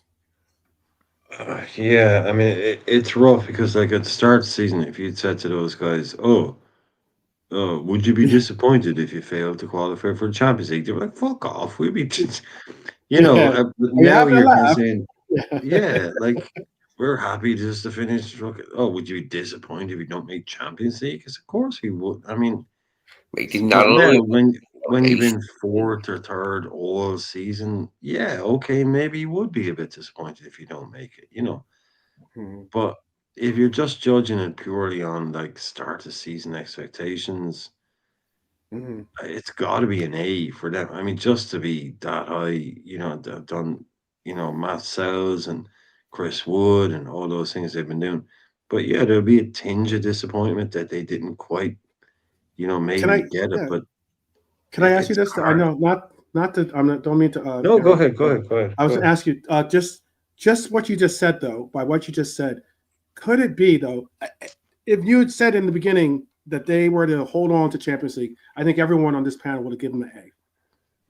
But the sheer fact that in the season, all they have to do is just like basically hold some severance of form, and they just went down and downhill. Yeah, that's gotta knock. Exactly. You're kind of, but you're sort of asking, like that's the thing. As the club itself, if you're asking me on the starting of the season, considering where they've ended, that's an A. You know what I mean? But 6 weeks ago, yeah, it's dropped to a bit of a B plus, maybe. It's sort of like so. I don't want to be too harsh on them because people would have them relegated maybe start of season or finish in 17 kind of thing. Yeah, so to do what they've done, we had especially I think Nuno. We had Nuno getting. I think one of us. I said Nuno. I said Nuno was going to be the first manager to get sacked. Right. If something else, I can't remember what the fuck we made, but I was talking about the owner. I was saying it wasn't on Nuno; it was going to be on the owner. Oh yeah, because that owner is a crazy bastard. Yeah, that owner's a crazy bastard, right? Yeah. As we saw at the end of the season, where he's confronting his own manager in the world's biggest white T-shirt for no reason. The guy's crazy, right? That was kind of more my kind of the most stretched out white T-shirt, by the way. Too. Yeah, like 3 bad results and he's gone. He's just gone. You know, so it was kind of they're incredible story. Loads of incredible like Nottingham Forest, Brighton, Bournemouth, Fulham. They're showing up this story of the season. Manchester United, Spurs, West Ham. All these people talking about Mohamed Kudus and Paqueta and all these players they want. Sorry, show me where are West Ham? No, I get you. Big clubs, and these guys are outstripping them. So I can't give them less than a B plus. Yeah, okay. Based on where they started, what their expectations was. It has to be but there will be a bit of a tinge of kind of like, geez, lads, we were that close. Yeah. That because that saying of expectations change. Like they do. You might have had you might have had expectations of just trying to stay in the league, but you've got it in your sights that you could make Europe. Those players will, the players like the management, the kind of wider public. What are you complaining about? You're Forest, you're finished 7th, or right. But those players were like, we were that fucking Chris Wood, Alanga, Gibbs White. They really came together. Milenkovic, Murillo. That's a real proper team there. And they just dropped away, but I can't, kind of cut them down for it because they were incredible. Like they're the only team to not lose against us. Yeah. But no, they took 6 points. In 2 games we couldn't beat them. Right. A loss and a draw. I mean, they were our kryptonite. I mean, we couldn't. Didn't nearly get. We couldn't handle them. The season before that, Forest were nearly relegated the season before that, weren't they? Exactly. Because remember all that kickoff when we went there and we won the game late with Darwin and they were moaning about, I don't know, what was it, the goalie or something, not throwing. Yeah. Well, not many of us not many Red fans remember Darwin Nunez game winner, so I can understand people who remember that one. Oh, the panel goes quiet. All right then. Bringing them up though from where they were, from where they were last season to what they've done this season, it is a minor miracle, isn't it? And I know he's got quite a few players. He's not as badly off as some other clubs, but he's done well. Yes. And I like the way he's done it as well. We've all said that, about we know what Forest are and what they do. It's been good to see a bit of that back. Why not? No. The reason we didn't remember is because there've been so many times when Darwin has been a match. Oh, there you go. That's because there've been so many times. 20, 28, 29 times. Yeah, there you go. All right. Stop it, KJ. Stop it. Just KJ, stop it, okay? I don't need to know that there's a guy out there that's 31 years of age managing in the Premier League, okay? We don't need to be reminded how old we are because that is just not right. 31. I mean, I know they're getting younger. I know these coaches are getting younger, but 31. I remember being slightly distressed when all the players were younger than me, and now I've got to the point where some of the managers are younger than me. I think it was in the late 20s or something. I was like, oh yeah, these are all younger than me now. I mean, where once I had been a child myself watching football, all of a sudden the players are younger than you, then the managers become younger than you. Or when the managers are younger than you, then it's time to start doing something else, basically. All right. Well, let's move on to our top 6. Shout out to the PGMOL who had a hand in making this possible for Villa, or not possible for Villa to be at least in the top 5, but because I would have liked to have seen Newcastle not make the. And this is all, if they hadn't made it, then we would have possibly been more likely to have had a shout at getting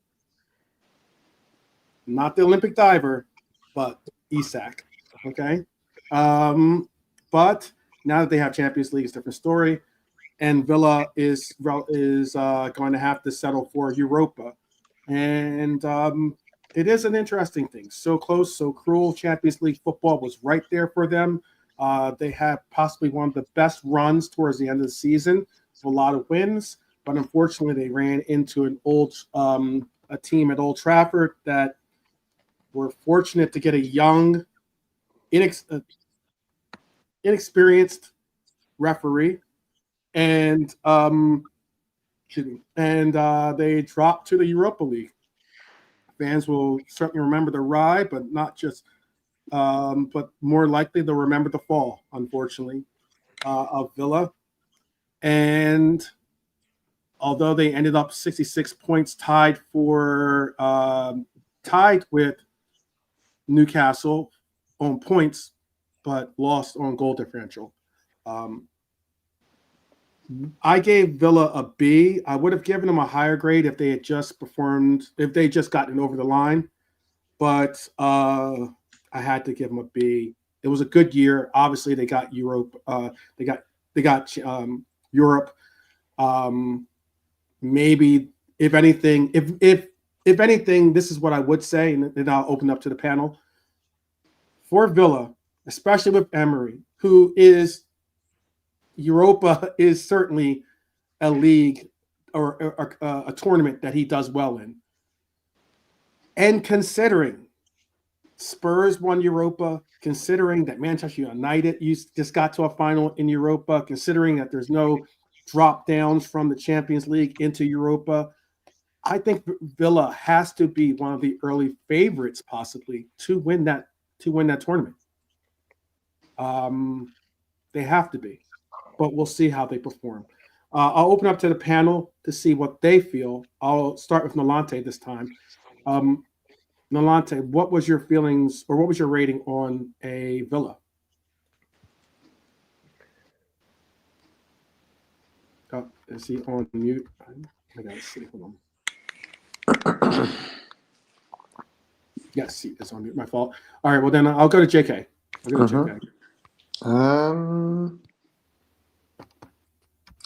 They finished sixth. Goal difference fucked them up. I think they had a good little Champions League run, beat Bayern Munich at home and stuff. Did pretty well, you know. I'm gonna give them a B plus. B plus. I think if they got top 5, I would have definitely gave them A. It's high rated. All right. Brian, what would you have given Villa? And you can comment on what I said too about Europa, them being a Europa favorite possibly. I mean, it's yeah, because I can't. I mean, they shouldn't be top 4. You know, Oh, they got wow. top 4 last year, but they They shouldn't. got top 4. Yeah, they did. You know, they're still Villa. You know, they should still be technically. When you look at wage bill, spend, Mm-hmm. they shouldn't be a top 4 team. Mm. They dropped out. Yeah, it's that fucking again. It's a season-long thing. But that game against Man United, man, that was a bad one. All they had to do was go there and beat a really poor Man United team, and they get Champions League, basically. Mm-hmm. Fuck, it's a hard one on Villa. I'll just give it a B because it could have been better. Mm-hmm. It definitely could have been better. Mm-hmm. But at the start of the season, it's probably where I would have put them, so I can't kill them for it. Mm-hmm. But yeah, they had a really good chance at the end of the season. Again, I'm not going to judge their season on one game, but they fucked it up. To go to Man United and lose 2-0 against one of the worst United teams of all time, and a win gets you Champions League. Yeah. That's a really bad result. Yeah, that's like a final. It is. Yeah, Manchester. it is. Yeah. It's a really, really bad result. So I have to take something off for that. I can't give it. I'm giving A's to the Brightons and the Bournemouths, you know, because they've kind of overperformed. But Villa, yeah, there'll be if I was a Villa fan, I'd be thinking we should be in the Champions League. We should be for 2 years. We really should be. we didn't do it. We didn't nail it down. We didn't do it by 8 points. But like you said, we had a final against Man United. And it was basically, look, 38 games is long season, blah, blah, blah. But you win this game, you get Champions League. Get Champions League. Against a terrible United side. And they couldn't do it. So that has to be a bit of a fucking... Oh, yeah. So B, I think B is right. I think B is right. For me, anyway. Yeah. Okay. Lee, what would you have rated Emery's boys? It was an impressive effort from him, a noble effort this season from Emery, because he managed to get to the quarterfinals, which took us into March, was it, in the Champions League? He was still competing in that, and in the FA Cup, and still managed to nearly qualify a second time for the Champions League. So it was really good, considering the resources he's got. What was it? I'd give him give him a B minus. B minus. Okay. Yeah, you fucked it up at the end. Right. They kind of did. Okay. They did. PG Howard Webb and his boys didn't help though. So how about that? Play that much. That was a poor call. Well, that was a really poor call. That would have been a different. That could have been a needle move.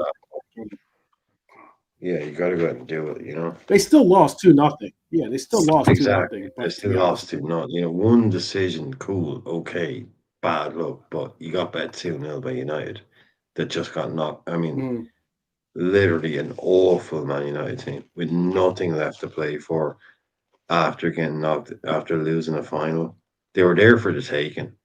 Yeah, look, you're going to get bad decision. Fuck it, go and score 3 goals. It won't matter. Just if I was a Villa fan, I'd be so angry about that result. Then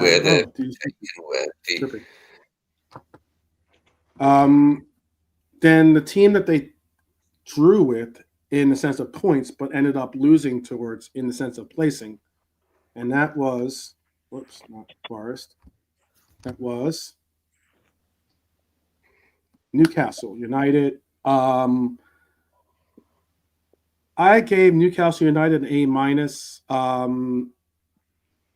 gave them A minus because they accomplished a huge task of beating us in the Carabao Cup. That is our tournament. It's something that I rate, and I don't like losing. I don't like losing anything, but I mean, much less losing in the final. They got top 4. Even with a loss, they not only beat us in the final and got the silverware, but they brought home for the tunes, right? That's how you say it, I think, right? They brought it to the tune for the first time in 70 years. They brought home a trophy. That alone should get some. I would have probably had them in the B+ range. But I bumped onto A- simply because of those accomplishments. The Carabao Cup and also getting top 4, I think was most massive. And doing it at times even without their top scorer, which is not easy. Lee, what would you have had Newcastle at? What would you have the Toontown?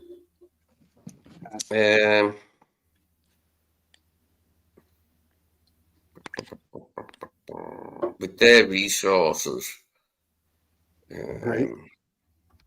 They got Champions League and they got a trophy, but with their resources, they couldn't have done any better. Don't they really? That's it for them. So it's got to be a good one for them. Just an A on its own for them because they got the trophy weight over it and got back in the Champions League. Okay. Brian, what would you have rated them?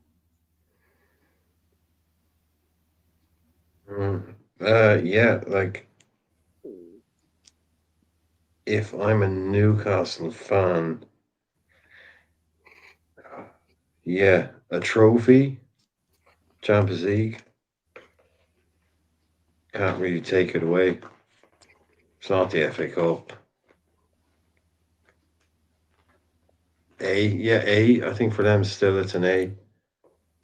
You know, they've achieved Champions League qualification. Yeah, they won first.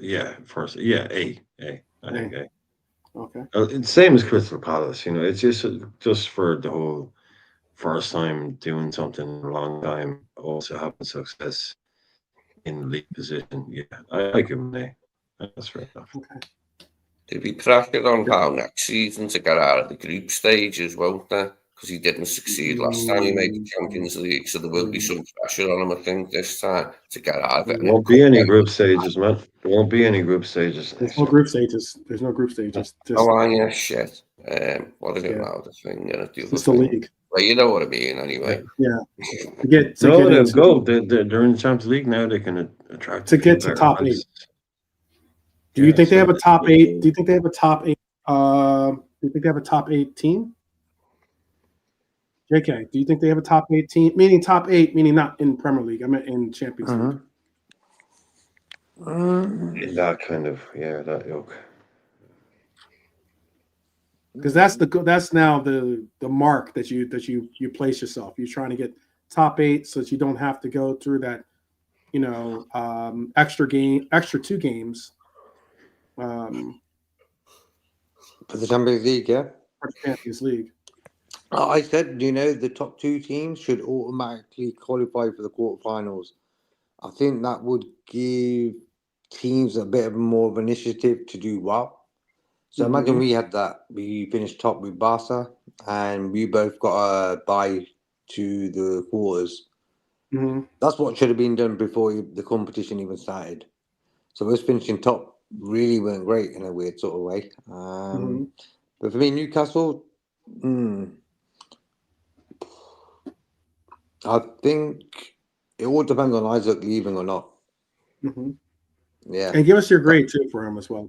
I think Newcastle winning the League Cup, first trophy in years. Qualify for Champions League. That's an A season, bro. Okay. Okay. I think that's the first day I've given so far. That's A's. I should have been marking down everyone's grades just so I can get some averages. But 2 A's that's high. That's high marks. High marks for the 5th place team. Interesting. A minus. If you're going to pick an A, I'll go A minus because for me A plus is they've finished top. That would be for me A plus. You know what I mean? Okay. I don't think Milante is with us just yet, so we'll move to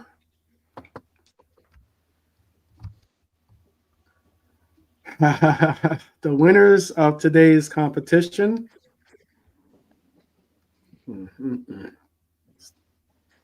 I do not like Chelsea, but it wasn't always pretty, but it worked.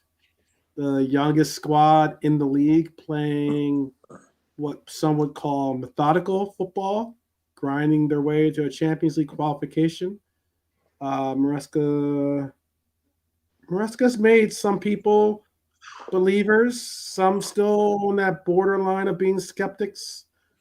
But look,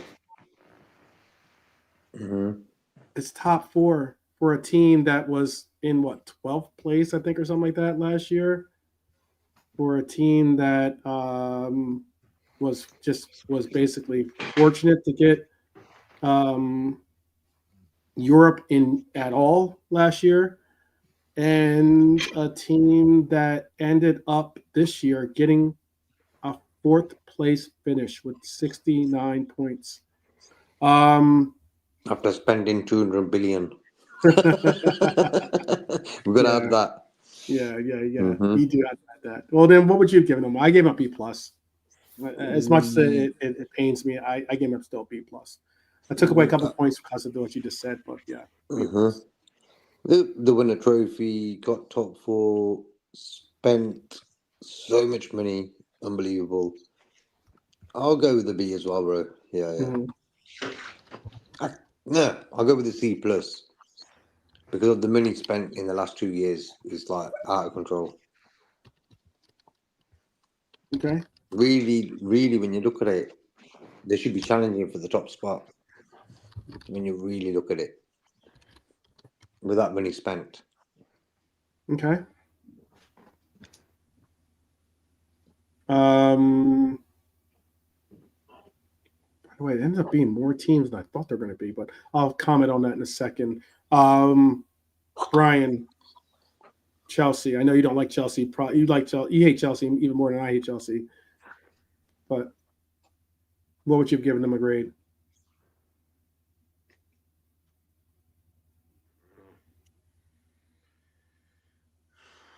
Probably got where they were because other people dropped off. Probably, yeah. I believe. You know, they've already spent. They've already spent over 90 million this summer. People don't even know that. Chelsea have signed 90 million pounds worth of players for next season already. How many players is that too that they've signed out at 90? For the 90, how many players? 4? They've got Kendry Paez, they've got Esteban Willian. They've got 2 other players that are committed. Their spending is almost up to 90 million right now before the window even opens. They've sold about 50 million pounds worth of players.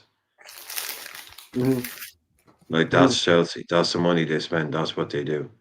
Mm-hmm. Like people are like, oh, Chelsea, how much did they spend? Oh, they haven't spent any. No, because you don't know. Because you don't realize deals lined up a year ago, 2 years ago. This guy Esteban Willian is supposed to be next fucking Ronaldo. Kendry Paez, guys are bringing in from South America for 31 million, 20 million. 2 other guys, I'll look it up. I'll get it for you. But they're already spending money and they're already selling players. That's what they do. So for Chelsea, I think it has to be a D because of who they are and what they do. Oh, wow. D. Yeah, okay. I can't. I mean, because of the money that they've already spent, is that what you're factoring? Yeah, exactly. Because of where they should be and what the Jadon fucking Sancho, you know, this kind of bullshit. You know, it's the Moises Caicedo, Enzo Fernandez, Badiashile, Fofana, Cucurella, all these guys, 60, 70, 80 million each. Minimum. Some of these players I'm talking about, minimum 70 million. I think they spent 65 million on Cucurella. It's just left back. You know, so for them, oh, hey, well done, clap a hand. You know, well, you won the Conference League. You won the Conference. You won the fucking Conference League. What are you doing in the Conference League? Yeah. What are you doing in there winning that thing? Are they having a barbecue? What are they doing for their celebration? Yeah, what's the crack there? Like, how'd you end up in that thing? Did you take a wrong turn somewhere? Yeah. It's so I can only just give them because I'm thinking you're saying that there's like season expectations, club expectations. I mean, what were your expectations? What were your expectations for them? What should their expectations be? You know, that's the thing. You know, watch it. To me, I didn't give a fuck. My expectation for them is a crash and burn. Right. You know, but yeah, they should have been 4th, 5th at least. You know, how is it? How is a team like Nottingham Forest outperforming you? How are you allowing that to happen? So their whole club is a dumpster fire. So what will they do? Well, they give them for scrabbling and somehow crawling over the line and ending up in the Champions League. No. C minus. Okay. C minus. Very much C minus. Okay. Overpowered club, underperforming. Lee, very quickly, what would you have done for Chelsea so we can get into these last 3 teams? Yeah, you hit the right goal. Yeah, they managed to sneak in on the last day, didn't they? The Champions League. But it's been a dreadful season, hasn't it, for them? They've been poo this season, really. They were in the title race, apparently, according to their fans, for a short while, around the time they come to Anfield. But it's been a piss poor season from them, really, given the players that they've got. Okay, they've only got Nico Jackson up front to pick from, but apart from that, they've got a stacked squad, haven't they? And they should have been performing at a much more consistent, higher level all season long. And you can't get away from that, can you? They've sort of painted over the cracks by getting into the Champions League, haven't they? Which might be a good thing. That's an excellent thing. They had to have gotten into Champions League. Otherwise, they would have to sold off a couple more hotels, apparently, or something, probably. Okay. Well, I think Nolante and JK are still on mute, so we'll move on to the third place team, a team that was at one point not assured to be in Europe. I was hoping that they would not, but they ended up making it. There still may be the chance that we get justice in a ruling that has been was supposed to be given months ago, and now we're hearing it might not be given until maybe even the start of the season. So, an interesting case. But I gave Manchester City a C- as my grade for City. They were just absolutely poor. To go from basically treble talk, this is the honest truth, to go from treble talk to trophy-less. I get that Rodri was missing, but Rodri missing games revealed that they have an incredible soft underbelly.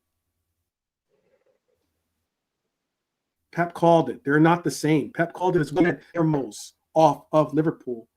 I get it's still good enough for third, but this isn't even remotely close to the normal Manchester City standards. And for a team that has your Haalands and your KDBs and your Bernardo Silvas and the likes, your Fodens, your player of the years from last year at least. C-. Lee, what would you have given them? City for this season, it's got to be a D-. D-, okay. Brian? Complete shit show. F, complete failure. Hey, Did nothing they were supposed to do. Didn't win a cup. Didn't even pick up their kind of cursory League Cup, bad season, but we still won a cup. Got beaten 1-0 by Palace in the FA Cup final. Yeah. Wow. Yeah. Threw away.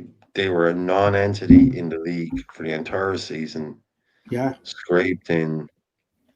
Spent 200 million in January. Yeah. I mean, yeah. By all metrics, you got me thinking I should bring him down to. Yeah, you're right. You got me thinking I should bring 4 times champion. Down. I mean, what for their standards? What are they doing? That's an F. That's a failure. It's an F-. It's a fucking anything other than at least one trophy and a strong, it's massive. It's probably their worst season under Guardiola. If it wasn't for it is their Tottenham, worst season. It is their worst season. Yeah, Man United and Tottenham are taking the kind of the spotlight off because they've been horrifically bad. But for a team that's had that much spent on it, Rodri is out. Sorry. Please just take the season off because Rodri is out. Think we would get away with that? We can finish 7th because VVD is out. No, they've got a free pass because Rodri's out. One of the most expensively assembled squads in the history of world football. Not one trophy. Gets wet by Palace. A complete wet wipe in the league. No. F. Complete F. Total F. F-, E. whatever it is. By their standards, massive failure. Massive failure. I think this is the first time they've gotten in lower than 80 points. I think this is like the first, or at least under Pep, at least. I think this is like the first time they've gotten under 80 points. Shocking. Absolutely shocking. Maybe not. 2016, 2017. Was he there? Was he there in 2016, 2017? I don't think so. Probably either his first. That would either be his first season or the season before he came.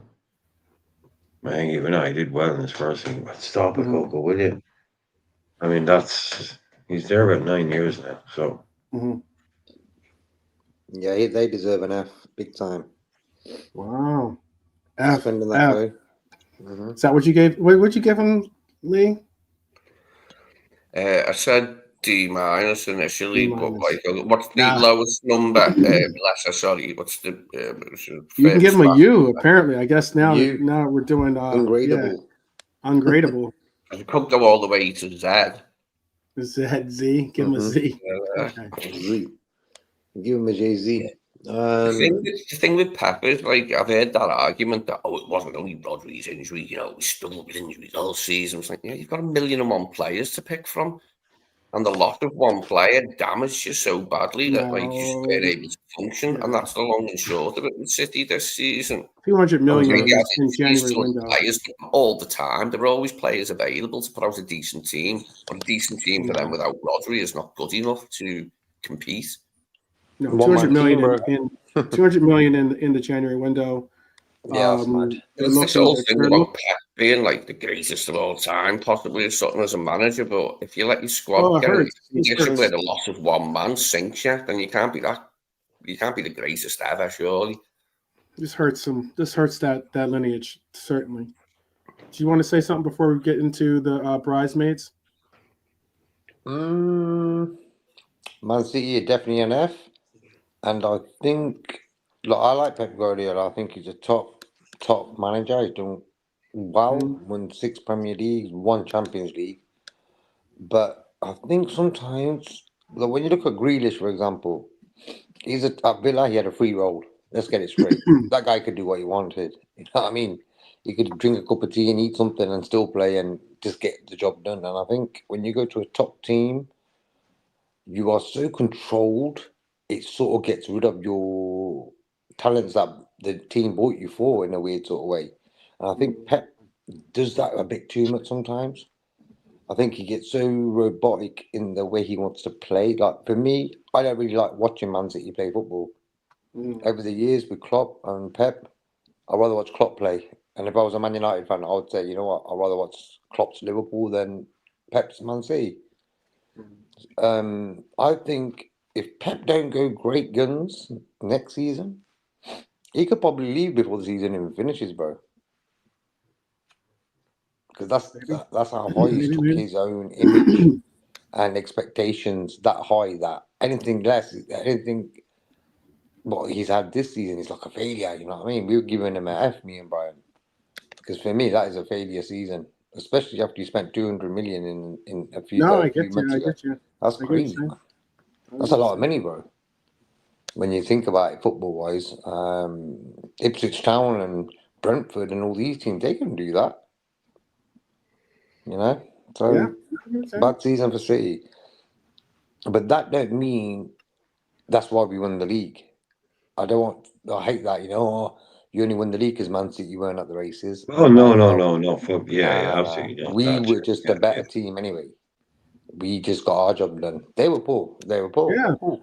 13 points poorer than us, to tell you the truth. And that's with us taking the end of the year off. So, let's move on to them games, bro. See the games at the end of the season. I wanted everyone to say, look, we finished 33 points for the Man City and all these teams. I like that little stat at the end of the season. That's why I was worried. I wouldn't say worried. I was bothered about them games at the end. I just wanted us to finish 20 odd points in front of Arsenal. We blew everyone away. Wicked. Yeah, man. Let's move on to Is it once bitten, twice shy? Is that how it goes? Is that how the song goes? I think, or something like that. Let's move on to Arsenal. Oh my goodness! I gave Arsenal a B-. I know that is a very, very lenient grade. 3 second place finishes in a row for this Arsenal team. They dominated Real Madrid, which they treated like it was a final. But let's be honest, it's a Real Madrid that is not the Real Madrid of yesteryear. They couldn't handle the weight of a title race, basically, is what it gets down to. And too many draws. Way too many draws. They really, really were poor when it came to their record, pushing for trying to get wins. Those draws, we know that only too well, because I know that draws did what we did. For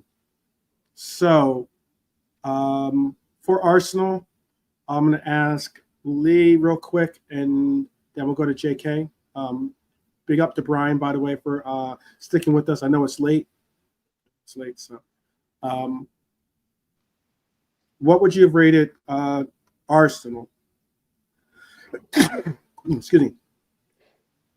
What would you have rated Arsenal? I'd give Arsenal a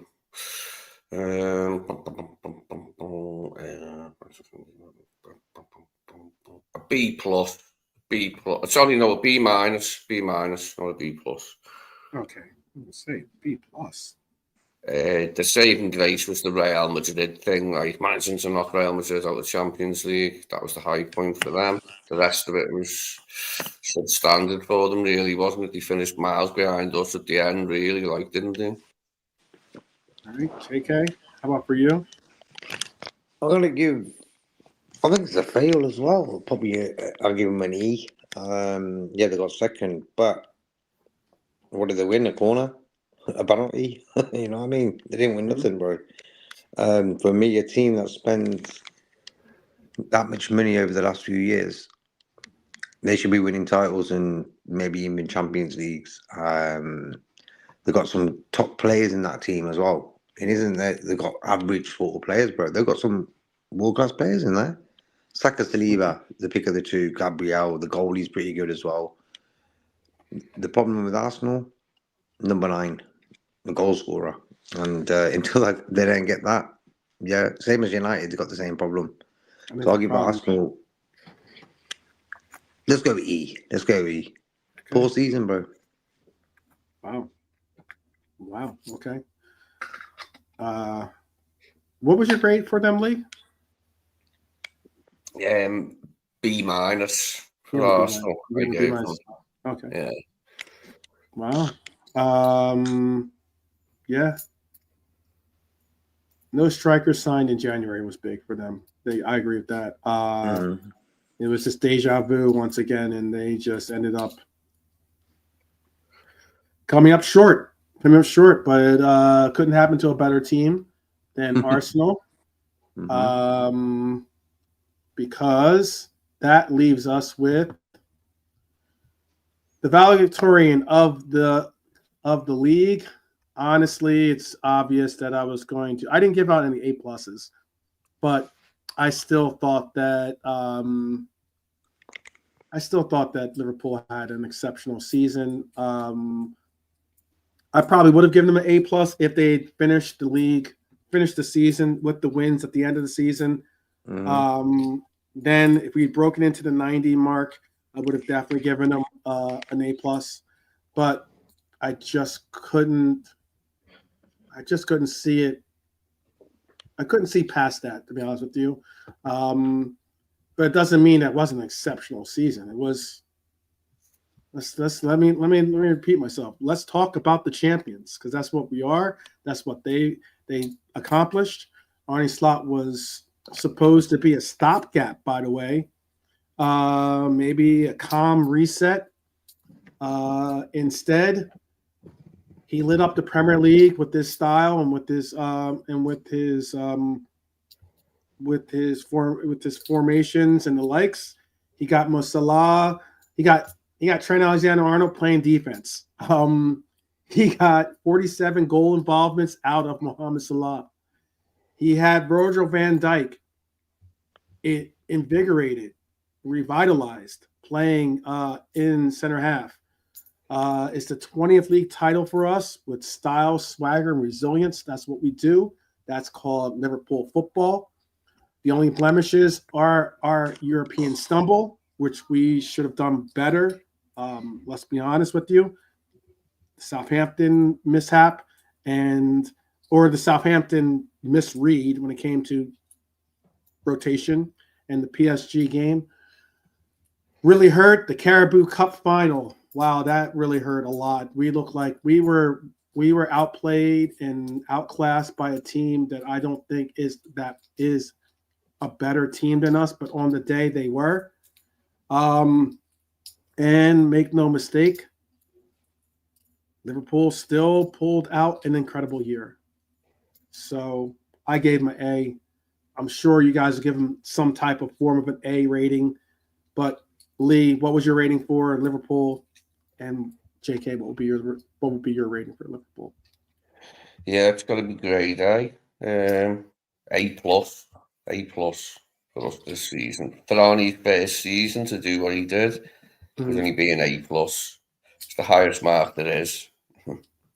Okay, JK, to end the show here. Definitely an A. Is it the plus because we won it? Yeah, that's the A plus with the winners, bro. All right. That's cool. All right. Look, in the chat, appreciate the fact you guys hung out with us for so long. I know it's late, like 1:30 or something like that for JK. It's 12:30, I believe, for Lee. It's mid-afternoon for myself, but let me say this. Appreciate each and every one of you for sticking with us. If you're watching this on the replay, tell us what you thought about our ratings. Tell me what you thought about my ratings if you want to single me out. I'm used to it by now. But tell us what your feelings were. Did we get it right? Did we get it wrong? What were your ratings for some of these teams? From the basement to the throne, the grades are in and the storylines are clear. Some clubs will rebuild, some will reload, and one club, my club, your club, our club, the Mighty Reds, we will defend. And that's a great way. That's a great saying. Great feeling to have. Class dismissed. Drop your hottest takes in the comments if you can for us. Like I said, hit the subscribe button because this summer we're going to revamp, reload, and go again. Big up to everyone for joining us. Big up to Lee. Big up to Nolante and Brian for joining us earlier as well. Do you guys want to say a quick peace, salutations, sayonara? Yeah, thanks to everyone Lee? again. Same as usual. Thanks to everyone in chat who's been here tonight. Thanks for your contributions and that. And see you tomorrow. Yes. Tomorrow will be the award show that we have lined up, and hopefully we can show some of the video that JK shared with me, video and photos from the parade, and maybe even get maybe that'll be for Friday, but possibly for Thursday. Maybe even get a fantasy football crowning going on. We'll see. Yeah. I got that sort of. I've taken photos and stuff like that. We can do that. Okay. All right. Sorted. And it'd be cool that we can see some videos from the parade. Like me and Alante we've already sent you some, so like we can share them tomorrow as well. So tune in. Yeah. I had to download them, but I'm going to sort them so that they come out so I can be organized and we can watch them all together. Sorted. So, brothers and sisters, do you want to say a peace out? Do you want to say thank you to the chat? Yeah. I always thank the crowd, the panel, and everyone who just pressed the like button. That'd be very much appreciated. And we go again. Definitely. All right, brothers and sisters, we will see you on the flip. And until tomorrow, up the Reds as always, and we'll see you soon.